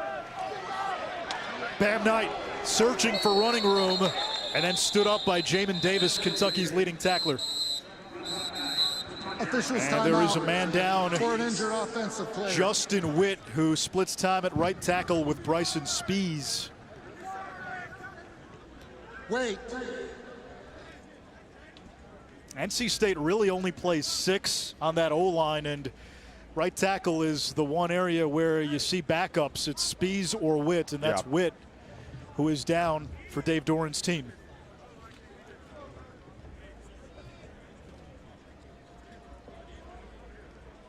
Wild card weekend with triple headers both days, and we are blowing our broadcast out with megacast coverage on ESPN, Deportes, and ABC, with ESPN2 and Freeform having their own unique telecasts. Matchup day and time will be determined after tomorrow's games. The NFC East could potentially have a 10-loss champion.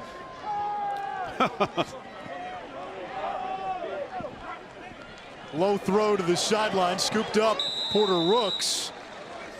And let's see where they mark him down. They'll give him the first down. Think about that. We could have a team from the AFC with 10 wins not make the playoffs. Yes. And we could have a team from the NFC East with 10 losses make the playoff. And what, get top 5 pick? Keon Lesane, second catch of the season. NC State using some of its receiver depth. Well, that's not good as Witt is getting carted off. That's why play was stopped earlier. Yeah, they were so excited to get him back into the lineup. And movement up front.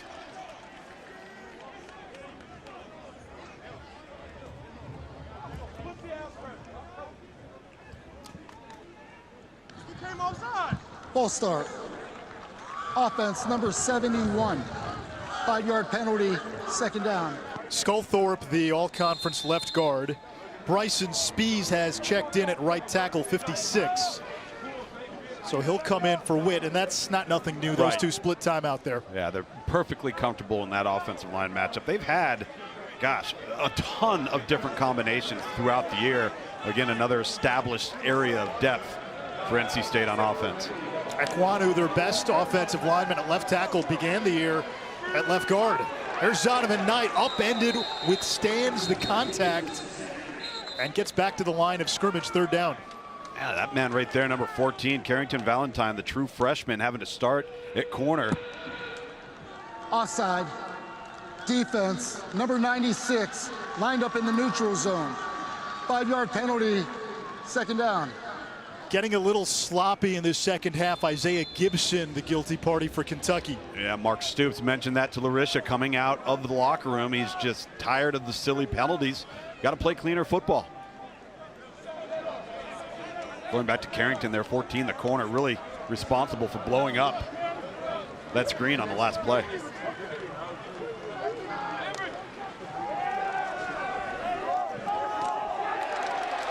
Hockman's pass is batted down. It looked like Bohanna. Bohanna again with the leverage, the power at the point of attack, and then gets his big paw up there to deflect the ball. And you look at Kentucky inside. All right, they're 6'3", 380, 6'4", 360, 6'5", 315. I mean, these are some massive human beings, and they've got depth. And they rotate guys in there. It's a load to handle between the tackles. Multiple mountains, and all of them ride.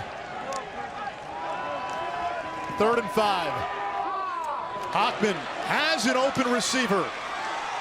It's Lesane bouncing off tacklers and takes it inside the 25. So Keon Lesane had 1 catch all season, has 2 on this drive. Yeah, that was a very impressive play. And Officials timeout for an injured defensive player.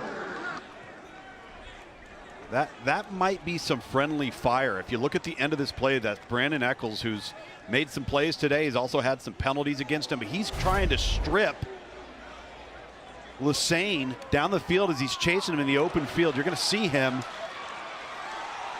right there, and then he gets hit. And I think it's Vito Tisdale, number 7, the true freshman, comes in, and wow, Tisdale's going to be a future star. Mark Stoops loves this kid. Right here, 26, there's Eccles, boom. Yeah. Eccles, a senior out of Memphis, making the switch from receiver to DB in junior college. He had an interception in this game, and that cornerback position now getting thinned out for Kentucky. Kelvin Joseph had opted out long before this game. Cedric Dort out today. He's unavailable. Right. So those were 2 of your top 3. You take out Eccles, you're now down your top 3 corners. Yeah, and your backup safety, Quandre Mosley, number 21, is having to play in a nickel and corner role today. And again, opposite of Eccles is a true freshman. And Carrington Valentine's played very, very well today for a freshman. They haven't targeted him. He hasn't given up big plays. Let's hope Eccles is all right here.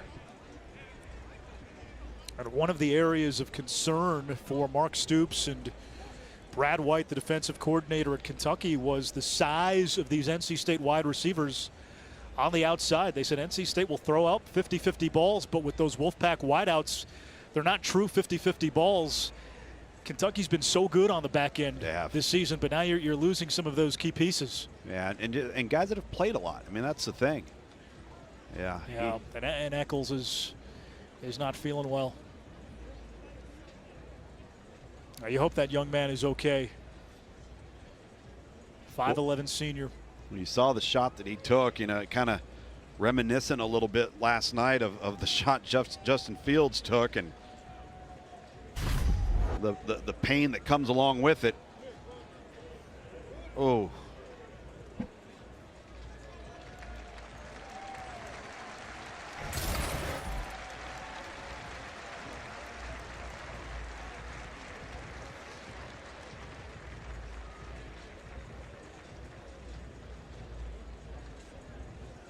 That's breakfast on the turf, but at least Eccles is able to walk off.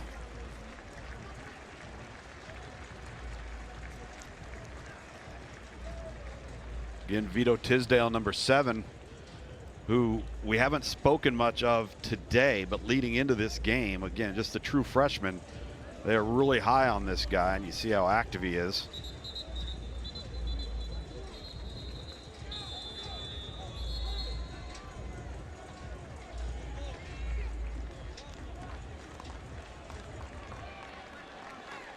It's a critical drive here for NC State, Anish.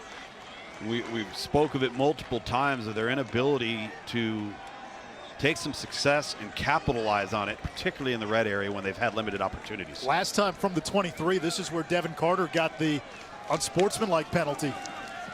Here's Zonovan Knight on the cutback. And Tornadoes inside the 20-yard line. Red zone opportunity, 2nd and 6. Jordan Wright, the tackle. Yeah, I'm a little surprised that what we haven't seen from NC State are back-to-back run plays on 1st and 2nd down. They've had some success, and then they don't stick with it. They seem to want to go to the air and change things up. And to your point, as a result, some bad things have happened. They've had unsportsmanlike conduct penalties. They've had a penalty in procedure. Bailey Hockman took some sacks in the first half. Houston and Penix in the game.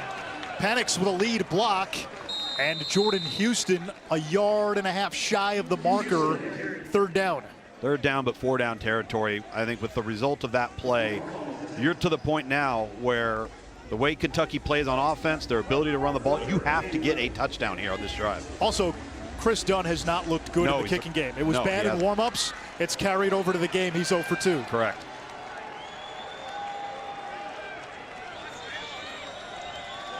I formation, Penix the fullback.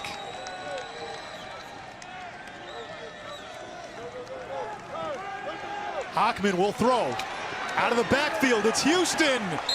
Valentine, the freshman, with the tackle. And it looks like they're going to give him the 1st down. We've been singing the praises of this young freshman, and unfortunately he tackled him forward. He's there to make the play. Difficult play on the back out of the backfield. Good play call, by the way, from NC State. And that turnaround right there gets him just past the marker. Hey, how about that throw, too? 200 pounds for Valentine. Yeah. Penix is 233. Zonovan Knight. Not much running room. We said it earlier, this Kentucky defense, a couple of games, the numbers were skewed. Nobody's been able to stop Alabama. Florida put up 30+ on them. But if they play a normal schedule instead of a 10-game SEC schedule, and they got the gauntlet, they had to play everybody. Sure. Bama, Florida, Georgia, Auburn. 4 teams that ended up in the top 10 at the final rankings of the regular season. That's 4 of their 6 losses.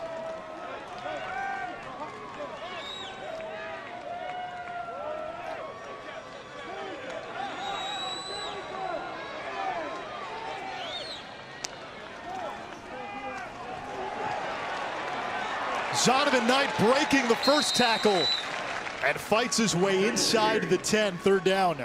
That's just a tremendous individual effort. Wow. That should have been a 2-yard loss. For an injured offensive player. Another defensive injury. Player. And that is Bohanna.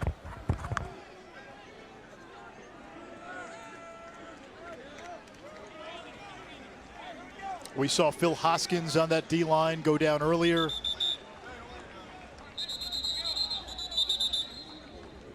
Down to Larisha.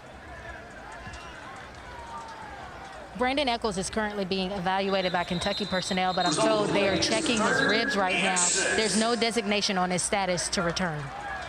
All right, thank you, Larisha. Eccles, the starting cornerback. Remember, Joseph opted out. Dort unavailable, so it's become a game of attrition here in this 2nd half for both teams. Well, and getting Bohanna off the field right here, we've seen what he's been able to do in one-on-one matchups in the trenches. That's a plus for NC State. NC State down 4 starters on defense today. 3rd and 6. Hockman under pressure. Pascal, and it's incomplete.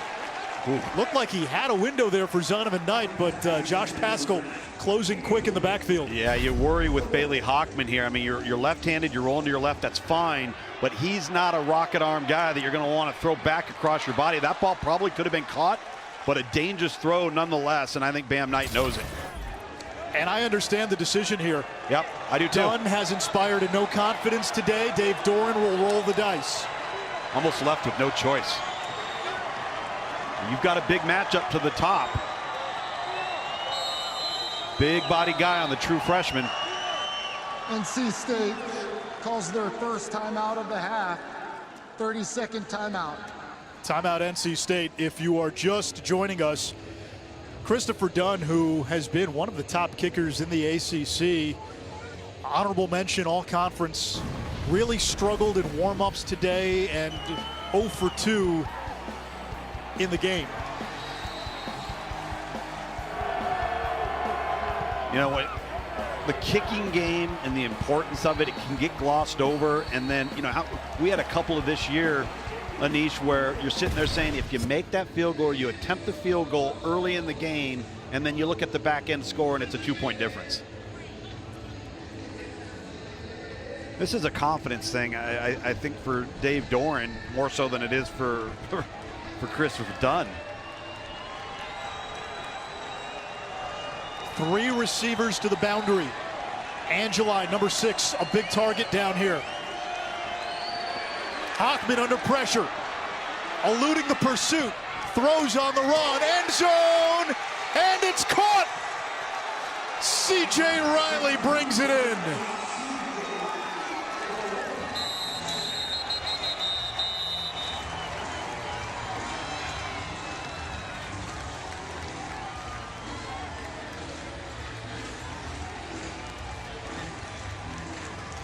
Officials timeout for an injured offensive player. He had Angeli, the tight end, number 6 initially, but he gets flushed from the pocket, forced to create. This is where Bailey Hockman has been really good actually all year long. He's been out of the pocket, and we talk about a game of inches. That defined it right there. Go make a play, 19.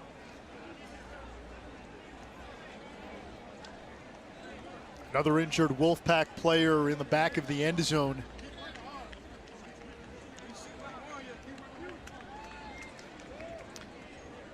Question is, as an offensive lineman, was this a celebratory injury? How did he get down there? Grant Gibson, the center, and boy, he has been the one constant with all the movement on the offensive line. He has played every offensive snap this year. Only player on the O-line to start every game at the same position.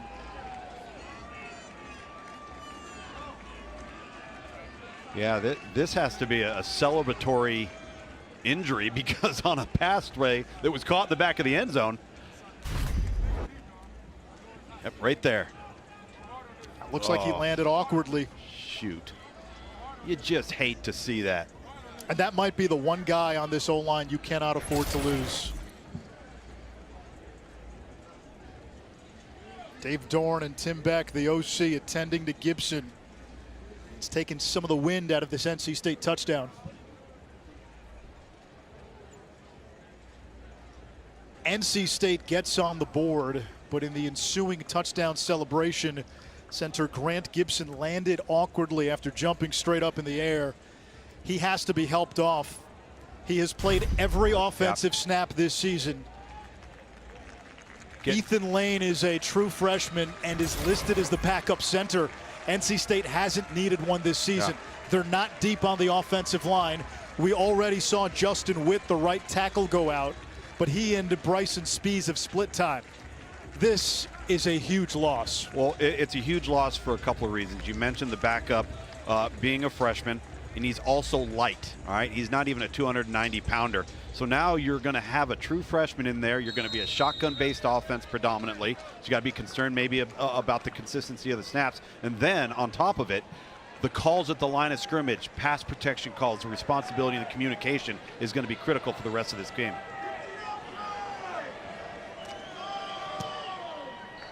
Dunn's point after is good. Sorts of options for you on how to watch the national championship. A week from Monday as the 2020 college football season comes to an end.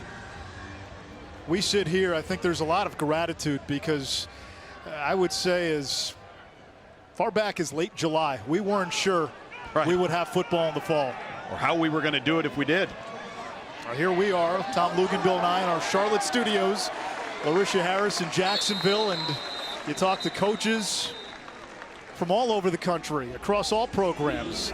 Adaptability has been the one constant this season, and the teams that have been able to do that have had success. Yeah, they've been able to do that, and then, you know, what type of depth that you have, because more so than any other year, everybody's depth has been challenged significantly, and I credit both Dave Doran and Mark Stoops with these two teams. Both of them went to their teams.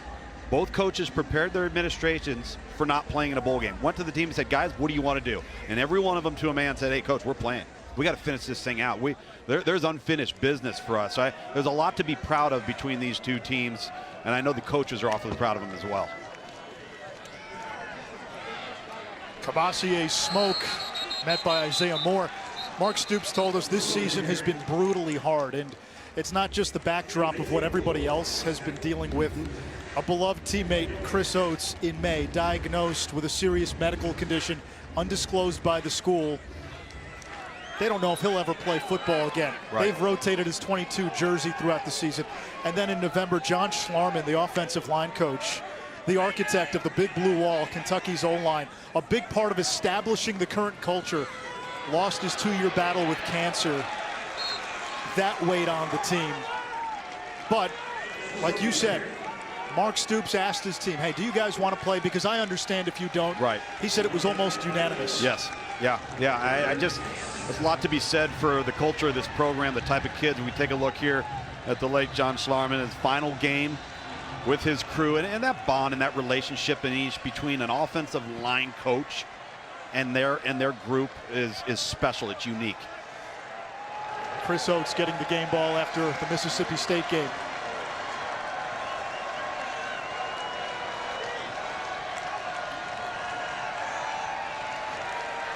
On 3rd and 7, Wilson against the rush.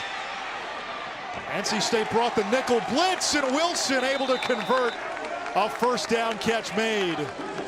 It's Epps who's been a big factor in the pass game today. Yes, and credit Terry Wilson. You almost have he gets flushed because of the twist inside. And rolling to his right, a good athlete. Nice job by Epps, giving himself a nice target to the sideline. Cavassier Smoke, not much there. And you can see here as Smoke is slow to get up. Boy, we had a lot of bumps and bruises today between these two teams. Officials timeout for an injured player. Smoke able to leave the field on his own power. We got a sub.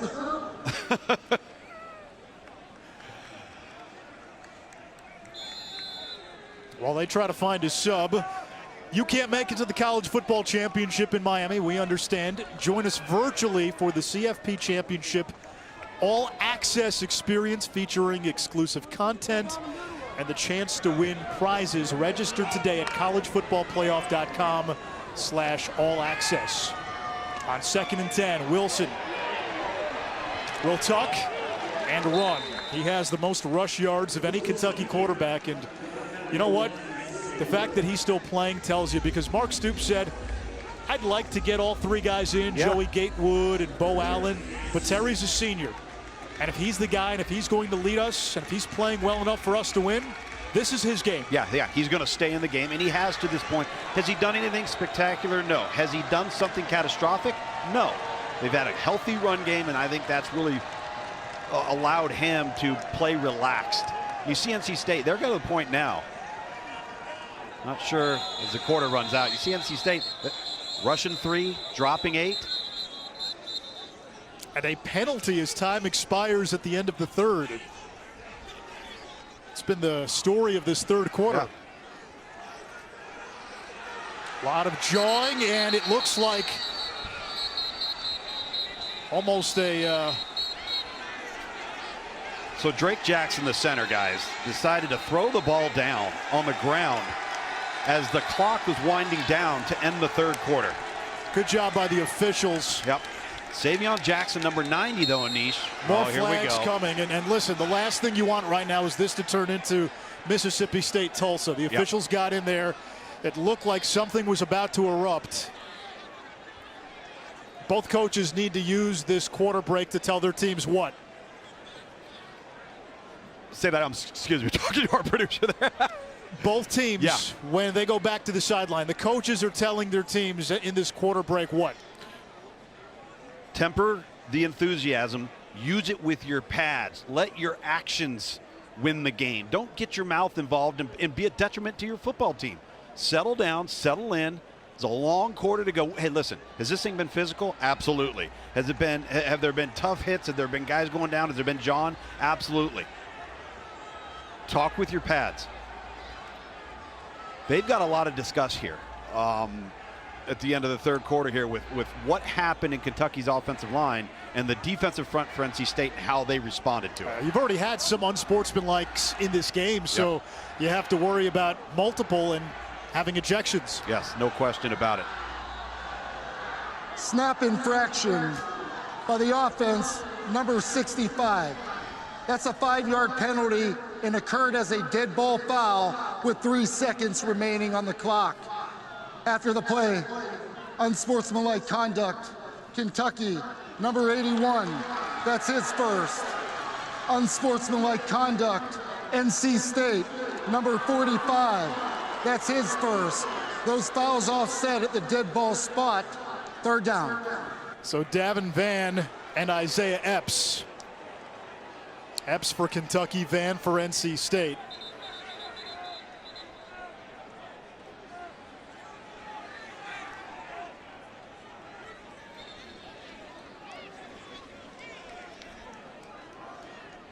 So they'll have to add some time back on the clock.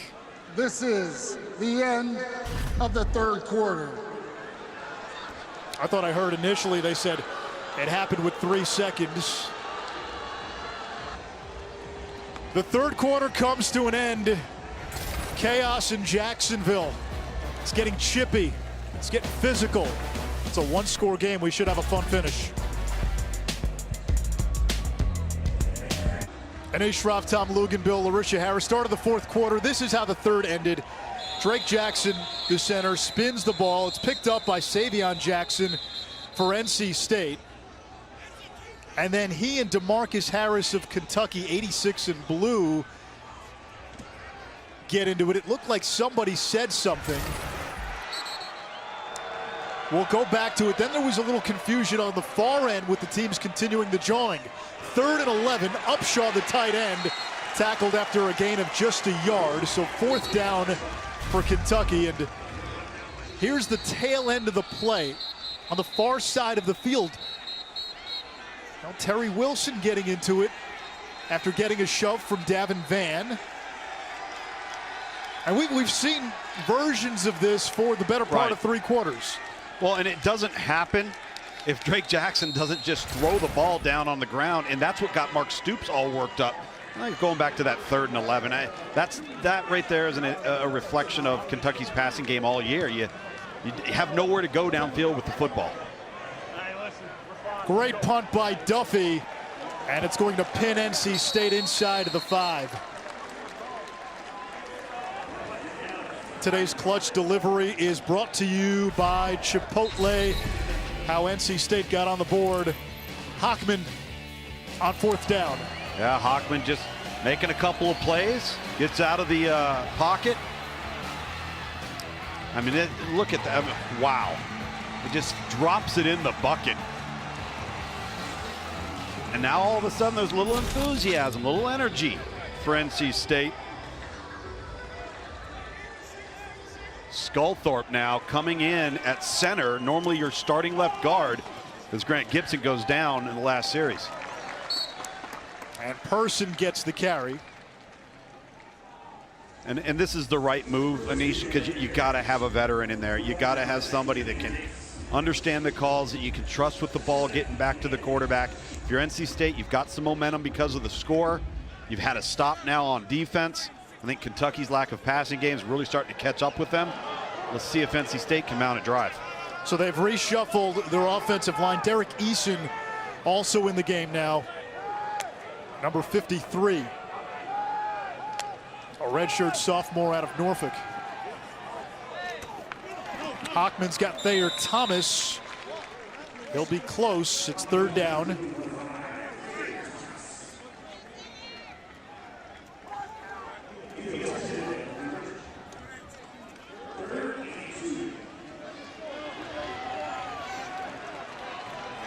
Late substitution here for NC State.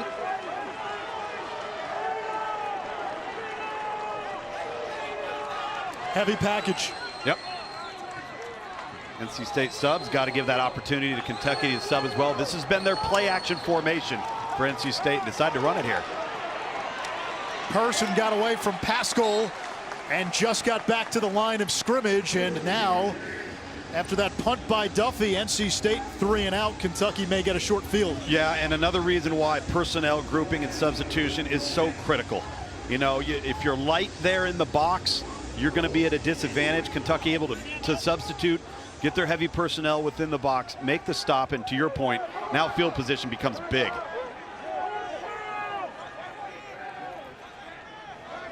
Gill to punt from his own end zone, former walk-on.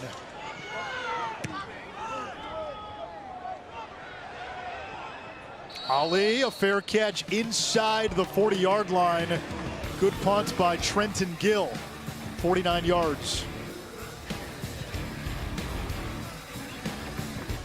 13-7 Kentucky, looking to make it 3 straight bowl wins against NC State. Heisman Trophy ceremony Tuesday at 7 Eastern, first virtual presentation. These two are considered the front runners. Trevor Lawrence, quarterback at Clemson. Devontae Smith, Heisman Trophy brought to you by Nissan, of course. You think of how many wide receivers have won the award. Charles Woodson, DB, return man, wide receiver in 97. Our own Desmond Howard in 91. Tim Brown won it a few years before that. It's been a quarterback's award. Yeah, and running backs award. That's exactly right. You know, it's a shame, too, that, you know, the votes had to come in after conference championship weekend. And would minds have been changed had they come in this week? Oh, absolutely. I mean, we really think about it, you know, because, you know, we all become prisoners of the moment, right? And all enjoyed and watched what took place in the semifinals. I just think Devontae Smith's overall body of work, and taking nothing away from Trevor Lawrence, who's had a fine career, I think Smith's body of work is just too hard to overlook. 2nd and 9, Wilson to throw. And on the slant route, finds his receiver.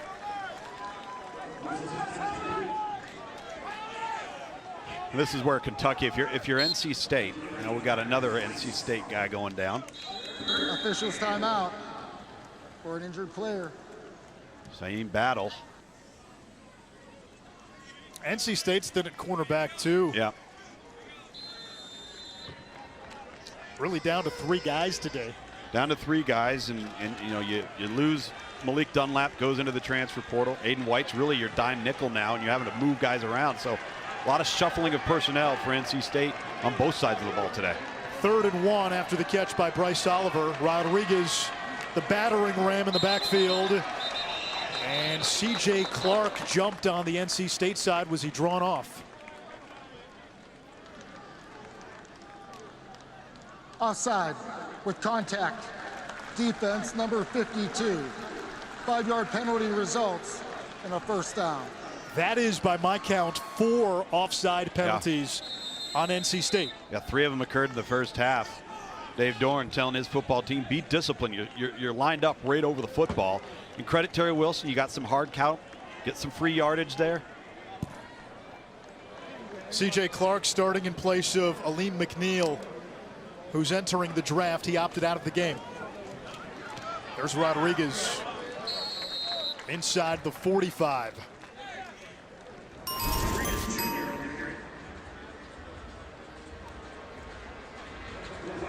A little bit surprised, Denise, that NC State hasn't attempted to maybe load the box, create some simulated pressures, knowing Kentucky can't effectively throw the football downfield.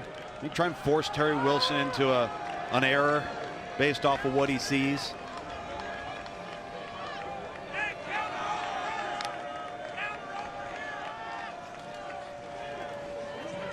Rodriguez again gets away from Moore to the 40-yard line. First guy never seems to bring him down. It's third down. Yeah. Is NC State limited, though, without all the key personnel, without Peyton Wilson and Drake Thomas and McNeil and Ingle? Are they limited in their pressure packages? I don't know if they're limited in their pressure package. I think this is more approach-based, but they got Isaiah Moore back. He penetrates the gap right there. He makes a tackle. It's a 2-yard loss. He then misses, and next thing you know, Jakeem Harris, number 6, he misses. And hey, listen, credit Kentucky, the offensive line, and these backs, but NC State's got to start making some tackles when the opportunities are there. NC State loading up the box, 3rd and 2. Wilson will throw. He'll take a shot downfield, and incomplete for Oliver.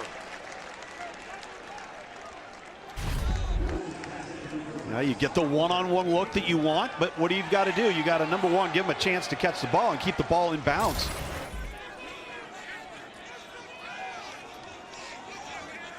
And let's see what Kentucky does. They will punt, 4th and 2.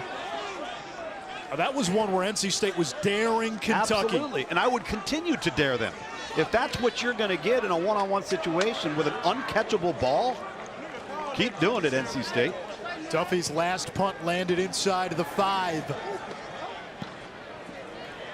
And another terrific punt. This one downed at the 13-yard line. A long way to go for NC State.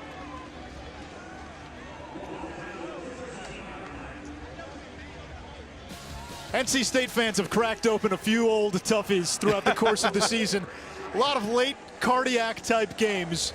Came back in the 4th quarter against Wake. Beat Pittsburgh when Devin Leary found a Mezzi for a game-winning touchdown in the final minute.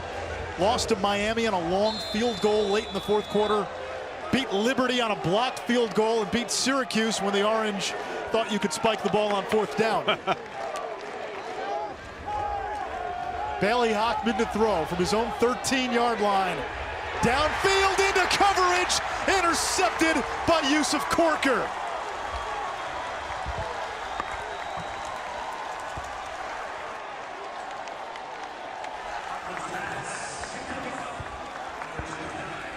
Bailey Hockman has not fared well today versus zone coverage on intermediate and deep level throws. Just not seeing it. You know, Kentucky's done a really nice job mixing up some man to zone, and Corker does a great job given the look that he's going down the seam and then triggering back to the sideline. And Hockman is just, he's played a lot of football and enough football to know better from a zone pre-snap concept that you can't make this throw, especially hanging the ball up there. So Kentucky takes over in plus territory. High snap. Rodriguez stood up inside the 40. Larisha. But we just saw Corker get that interception there, and defensive coordinator Brad White called him the director of communications for the secondary. But when I talked to him on the phone, he wasn't quite the director of communications when he recently popped the question to his girlfriend. He told me that he wanted to take her out to dinner, but when he got home, she was already eating. He didn't really know what to say, but he just said he popped the question, and that's how he got engaged. So congratulations to those two. That's great. Rodriguez to the 30-yard line. She's heating up a TV dinner. That's right. He's got a whole night planned out. Microwavable mac and cheese, and he said, hey, I had a steak dinner plan, reservations, right, flowers, I know you're limousine with a chauffeur. Yeah. Hey, I know you're going to be stunned to hear this. We have a penalty. Again. Refs didn't get enough screen time in the first half. They've made up for it here in the second half. I'm glad to see both teams, though, have settled down from an emotional standpoint. Yeah. A lot of chipping, a lot of jawing. The first really 3 quarters, and that has subsided. Miscues have not, however. The result of the play is a first down. After the play, unsportsmanlike conduct, offense number 79, that's his first. Unsportsmanlike conduct, defense number 2, that's his first. The fouls will offset at the dead ball spot It's 1st and 10. Oh, we've had a lot of these dead ball fouls, unsportsmanlike conducts. Luke Fortner, the left guard for Kentucky. Jalen Scott, linebacker for NC State.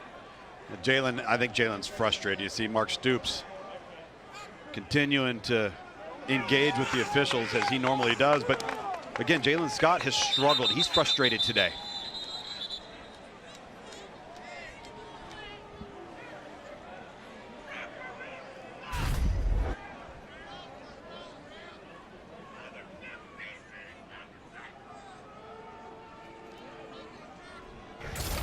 Now you're going to have to explain to me why Fortner was called for a penalty there. The clock is fine. Okay. All right. That should not have been a penalty on Fortner, not off of what we just saw. It looked like he just took Scott to the ground. During the course of the play. During the course of the play, Scott gave him a little kick. Little mule kick. 1st and 10 from the 30.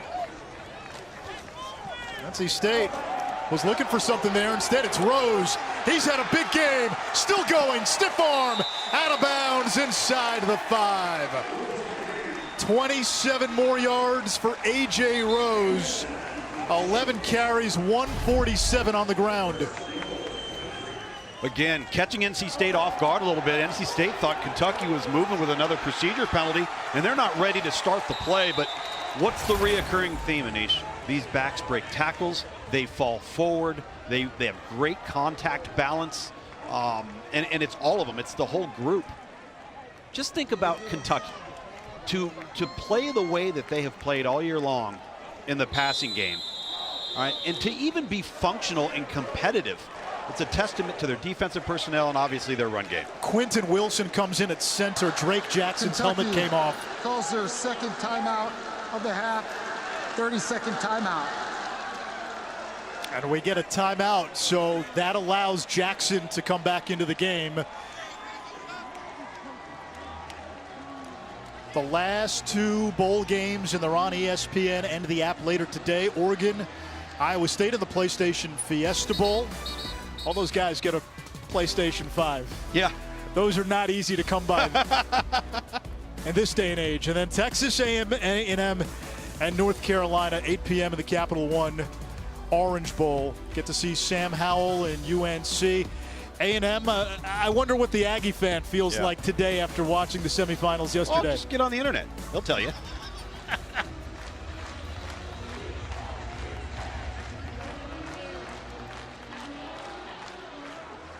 7:04 to go. Mark Stoops directing traffic. Jackson back in there at center after the timeout. Rodriguez, the running back. And this is what they like to do down here. Little wildcat look. And Rodriguez stopped after a short gain. Rodriguez, the only touchdown for Kentucky today. This is very much the game we expected. Physical, low-scoring, defensive, for an injured player. Oriented type of approach. And that's exactly what we've got. Now, we've gotten some sloppiness, too, as the game has progressed. And you're going to see Kennard. He's going to have to go to the sideline. His players are yelling for Jeremy Flack, 77, the freshman, out of Detroit, Michigan, for him to come in the game. So that you got 5 full linemen up there. Again, situational football plus territory. If you remember in the first half, Kentucky struggled with this through a touchdown called back on a penalty. Got to come away with a knockout punch here and get 6. Wilson will throw. End zone, incomplete. Wanted Oliver.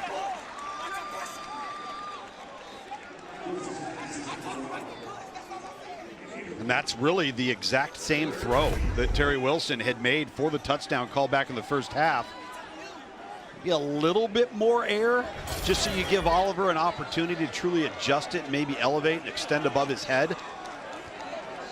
You know, what I'd like to see Kentucky do here is get back into that wildcat formation where Terry Wilson motions out of the backfield, and then maybe you do the pop pass. Even if it's the direct snap to the running back, get a little pop pass going. Oliver only 1 catch on the season entering play. They've looked to him a lot here in this second half. Rodriguez met by Moore, stretches forward, got back to the line. 4th and goal, and if you're Kentucky, do you kick the field goal to go up 2 scores? I would right now, the way NC State's playing on offense. They can't function in the passing game. They've turned the ball over. Field position has not been their friend. If you're Kentucky, take the points, play great defense, which you have all day long, and get to the sideline. Clock's dwindling. I think this is a smart call by Mark Stoops. He doesn't like it, but it's the judicious call. Ruffalo 2 for 2. And drills it from 20. Little chip shot. Kentucky up by 2 scores, less than 6 minutes to go in regulation.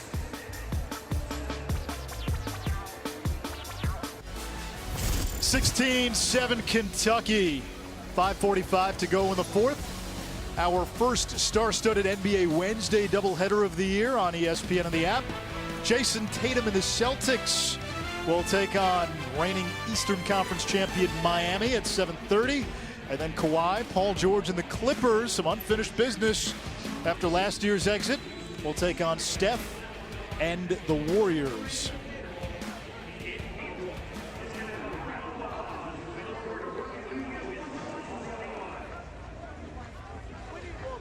Poor to send it away with Zonovan Bam Knight back deep.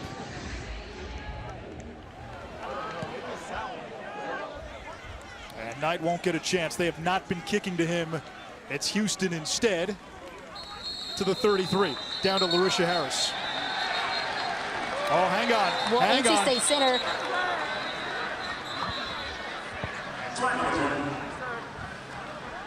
Now the chippiness continues. A flag down. We'll get to Larisha after the penalty.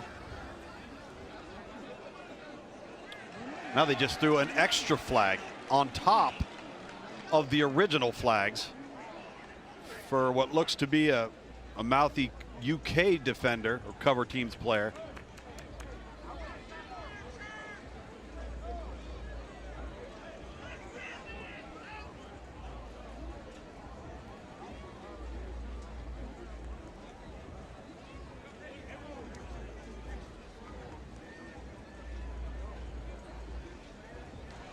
After the play, unsportsmanlike conduct, Kentucky, number 6, for a non-football act.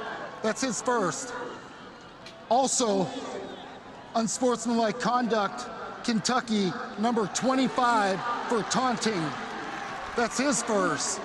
Both penalties will be enforced from the dead ball spot. First down. Jared Casey and Andrew Phillips. And Mark Stoops is beside himself. You see number 6, who they called right there on the sideline. Right there, that shove. Now, as all of this is happening along the sideline, keep a close eye to the right side of the frame. With number 25, you're going to see him right there on the right. He's jawing with a member on the sideline, and now the head referee is going to throw him one. My goodness. And this is why Mark Stoops, who prides himself in having a disciplined football team, a smart football team, is livid right now, and I don't blame him. Hockman's thrown 2 picks into coverage. Thayer Thomas, and he brings it inside the 20-yard line. A red zone opportunity now for NC State, and those 2 penalties aided this drive, but surprise, surprise, Tom Luganbill. Yep, here we go. And you're right, the previous 2 penalties with the clock not working in NC State's favor have given them a tremendous opportunity they would not have had otherwise.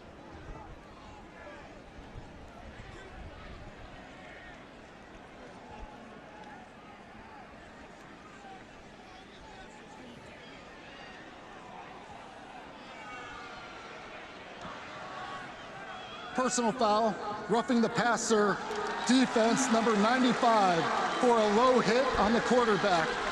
Enforced half the distance through the goal. First down. That is Quinton Bohanna. Ooh.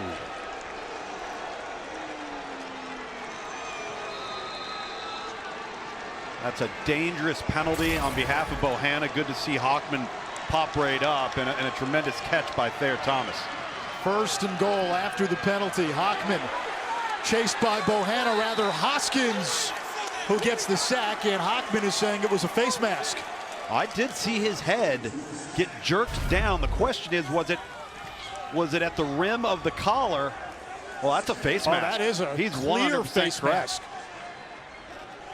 Now, Hockman's got every right to be upset. I'm not so sure how the line judge missed it, number one, and then certainly the umpire. 2nd and goal. Bam Knight. Inside the 5, touchdown, NC State.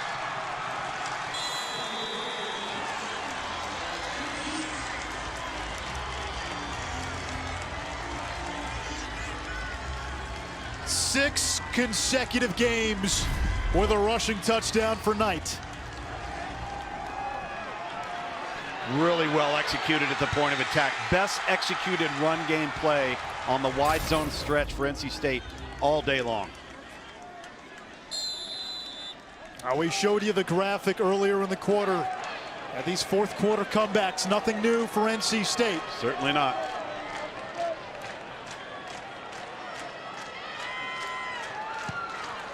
PAT is good by Dunn. You get the sense whoever can be disciplined down the stretch will win this game. No question. In Kentucky, you're up next.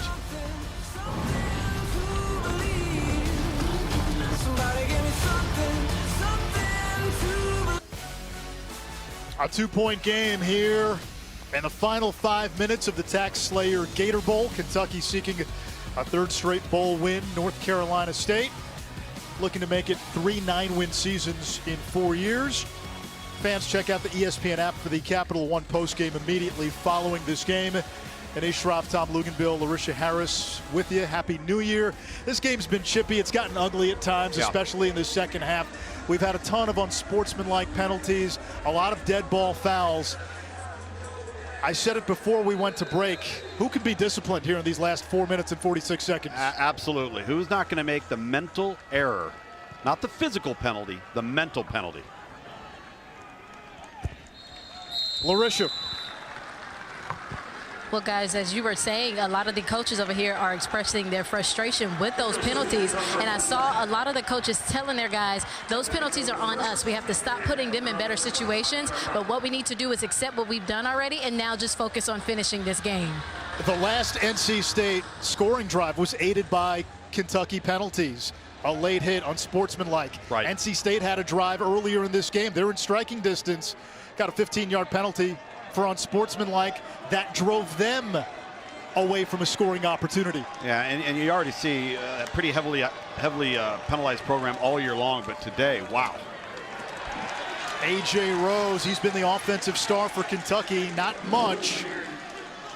We were talking about this during the break. If you're NC State now, sell out, load the box. Just listen, Kentucky is not going to be a team that, number one, is going to attempt many shots downfield. They haven't been able to create explosives and certainly haven't been able to connect on any. If I'm NC State and Tony Gibson, and he loves to bring people near the line of scrimmage, put the game and the series on Terry Wilson's shoulders.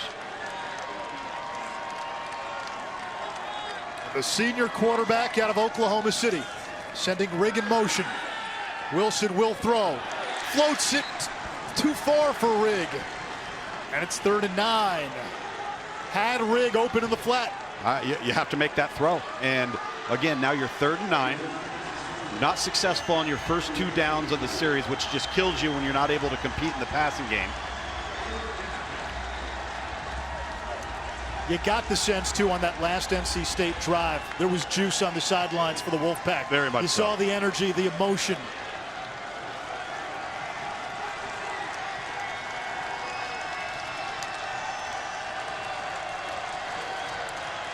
A 3-man rush, dropping 8. Wilson steps up. And the senior is down at the 30-yard line, shy of the marker. Kentucky will have to punt, and NC State's going to have a chance.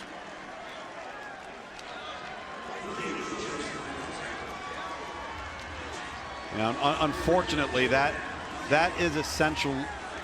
essentially the entire season for Kentucky on offense.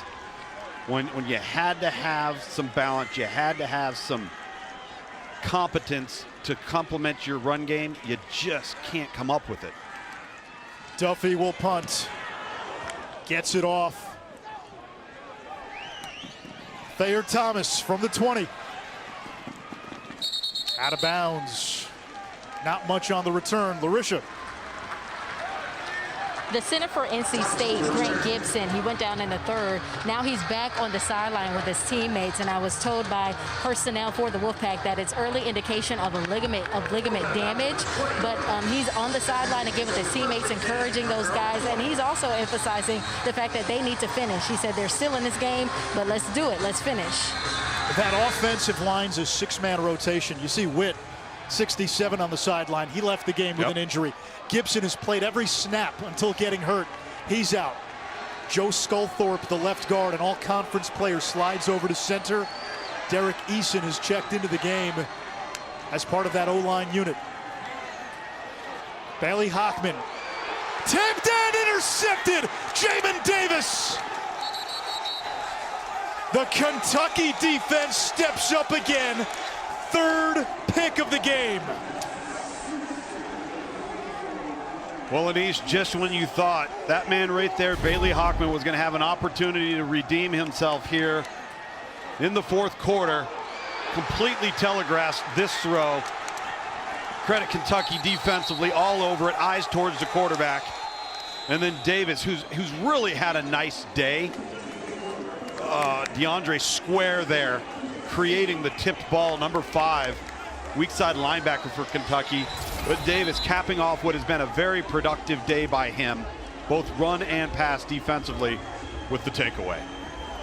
Kentucky now with 16 interceptions when you add in the 3 today. Tops in the SEC. They had 6 in the win against Mississippi State, 3 against Tennessee, as we get another flag and more chirping. Prior to the snap, Kentucky calls their third and final timeout of the half. 30-second timeout. You see Vince Marrow and Coach Stoops, high school teammates. In fact, Tim Beck, who calls the plays for NC State, went to high school with Marrow and Stoops, part of that Youngstown connection. Cardinal Mooney. Marrow joking with us that he and Beck, when they played basketball together, he said Beck had one job. That was to throw me the ball. Got a dish. And then Beck said, yeah, I would do that and I'd never see the ball again. And this was before the game, all 3 of them. That Youngstown connection, and it goes deep on the Kentucky staff beyond just Coach Marrow and Coach Stoops. Having a moment pregame, and Vince Marrow with the offensive coordinator change after the South Carolina game. The play caller today, normally the tight ends coach. Liam Cohen will be the new OC next season. Rodriguez, he can take this to El Dorado.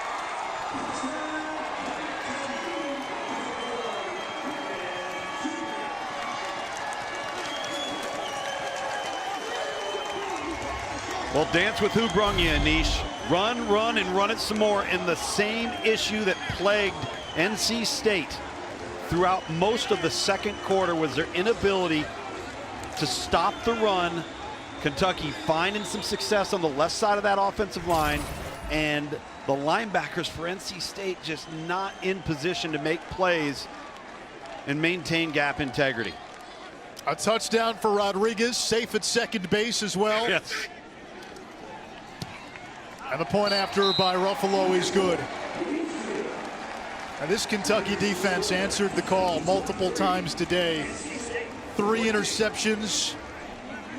And you said it, the run game, 284 yards. And we said it at the top of the broadcast. That offensive line has been playing inspired football the last 2 months of the season. They're playing for John Schlarman, their O-line coach, who lost a 2-year battle with cancer in November. They called him the Great American. He helped build this program with Coach Stoops. The big blue wall, his lasting legacy. They've cleared some space. Rodriguez, 84 yards. Rose, close to 150. And I go back to really the seminal moment for Kentucky with this group. The Florida win a couple of years ago. Sure. Who got the game ball? John Schlarman. John Schlarman. Yep. They ran for 300 yards in Gainesville that day, and we've seen the running game come through at the right time today.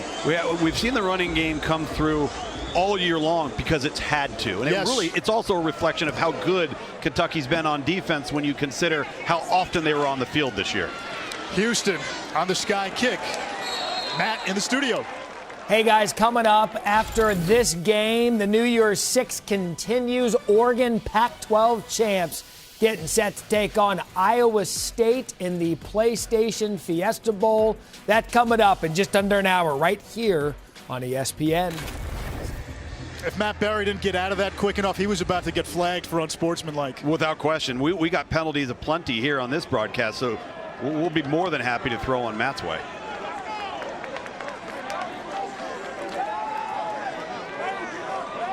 Hockman over the middle. He's got Houston at a first down close to midfield.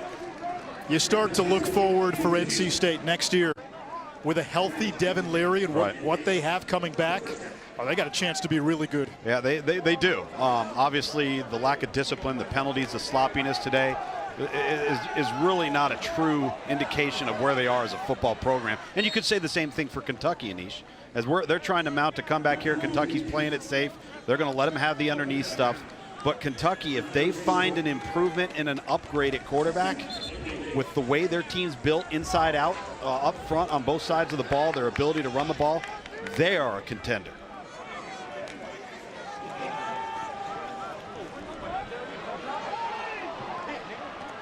Down the middle, nearly intercepted again, but it is caught by Emezi. What a spectacular play by Emezi as we see some hurry up and some life in the NC State offense. Still plenty of time, 2 timeouts. I know Bailey Hockman as we get a flag or a whistle. Another injured player.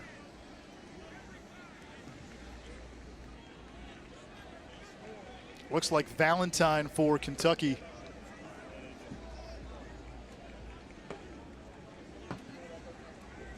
Today's Capital One player of the game, A.J. Rose, 12 carries, almost 150 yards, including a couple of huge plays like this one. And they're huge plays. Again, going back to the offensive line, the strength and core foundation of this Kentucky, not only football team, but entire program inside and out. There's Rodriguez. That's just the run game, but he obviously contributed as well. But the 2 big plays and possibly the play that locks it down belong to that man right there, A.J. Rose. Somewhere John Schlarman, somewhere high above, smiling.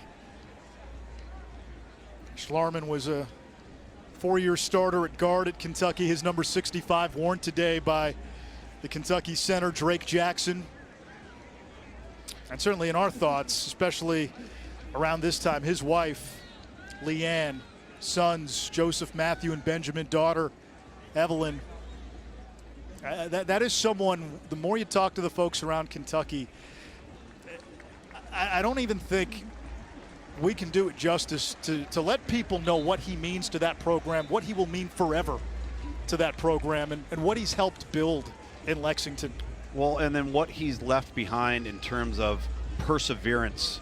You know, we came on air today talking about, through all of this, through a pandemic, through schedule shifts and changes, having some perspective. It can be easy to complain, right? It can be easy to, you know, boo-hoo that things haven't gone your way. And as I mentioned earlier, you look over to the sideline and your coach can barely walk from drill to drill. What does that tell you about what type of man he is? Hockman, ball is tipped. Ruled incomplete. There were the stories that he would be offered a chair or a golf cart and would refuse it sometimes, even though the chemotherapy gave him terrible blisters.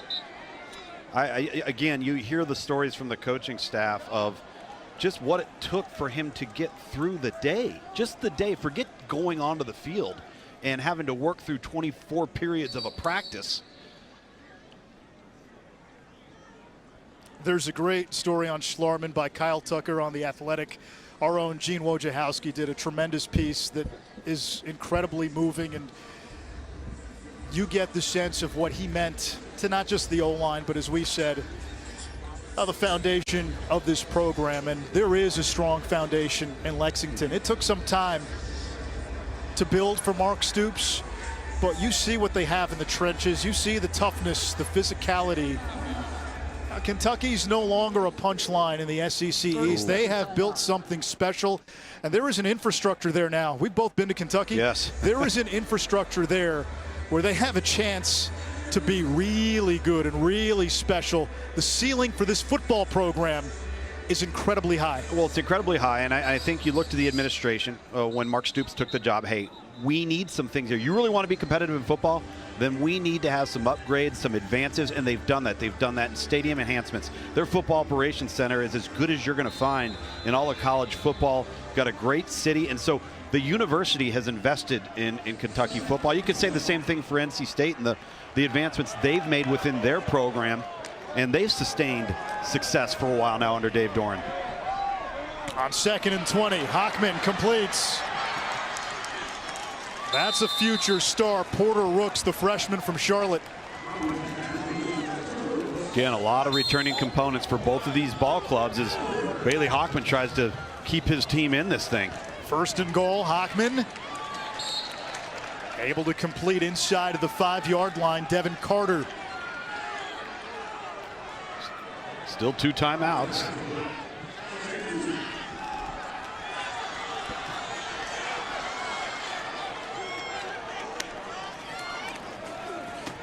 Houston charges in for 6.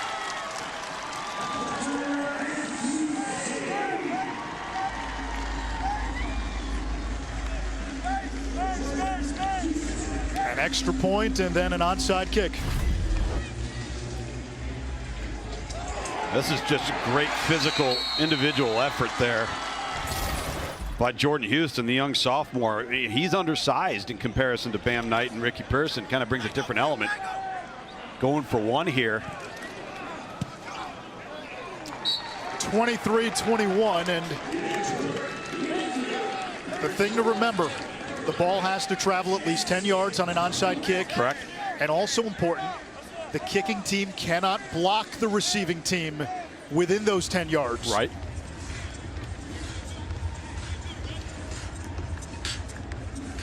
NC State has played this movie throughout the season.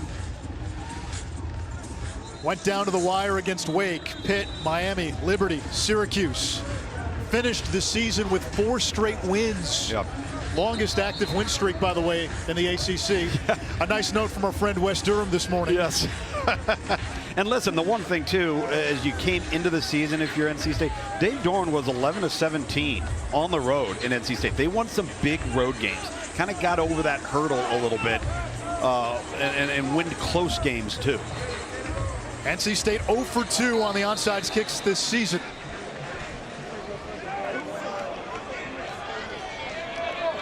Middle of the field's exposed. It goes 10 yards. It's fielded by Kentucky. And the Wildcats just need a couple of kneel downs, but not before a little more ugliness. I think the officials have run out of flags to throw. I'm really hoping that the end of this game can be civil. Absolutely. What we saw in the Armed Forces Bowl between Mississippi State and Tulsa, that was a black eye for college football. And I think right now, if you're the coaches on both sidelines, you have to be telling your team, okay, let's bring it back. Yep. Let's not make this any worse than it's been in the second half. Yeah, huddle your group up. Mark Stoops not happy again with the officials. It's interesting. The flags were very easy to fly throughout the course of this game, but not on that particular play. Terry touchdown NC with a kneel State down. calls their final timeout of the half. 30-second timeout. NC State burns its final timeout. This Kentucky senior class, 19 of them, led the Wildcats to 10 wins and a winning SEC record 2 years ago. Something that hadn't been done since 1977. Snapped a 31-game losing streak by winning at Florida. Beat Tennessee on the road earlier this year. That hadn't happened since 1984. This would be the 6th win against a ranked team. A 3rd straight bowl win. Yeah. They've got a lot to be proud about. There's no question. The future's bright. And again, I go back to the administration, their patience, understanding that there was no quick fix and that you're trying to build a program, sustain a program, and you're going to need help along the way. We talked about the facilities upgrades, the stadium enhancements, the commitment that Kentucky is not just a basketball school, and they've got things rolling now. They've recruited, they've built depth, and he's done it from the inside out. And that's how you win or are competitive in the SEC.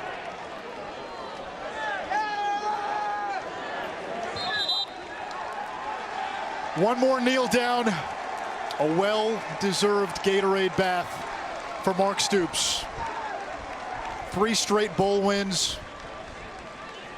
This season for Kentucky was defined by loss and adversity and unimaginable emotions. And you hope these final moments can bring a smile to that team, that locker room, and that fan base. There's no question. And also glad to see some civility here, which it's great to see these two teams act with class at the end of the game. Kentucky with its 3rd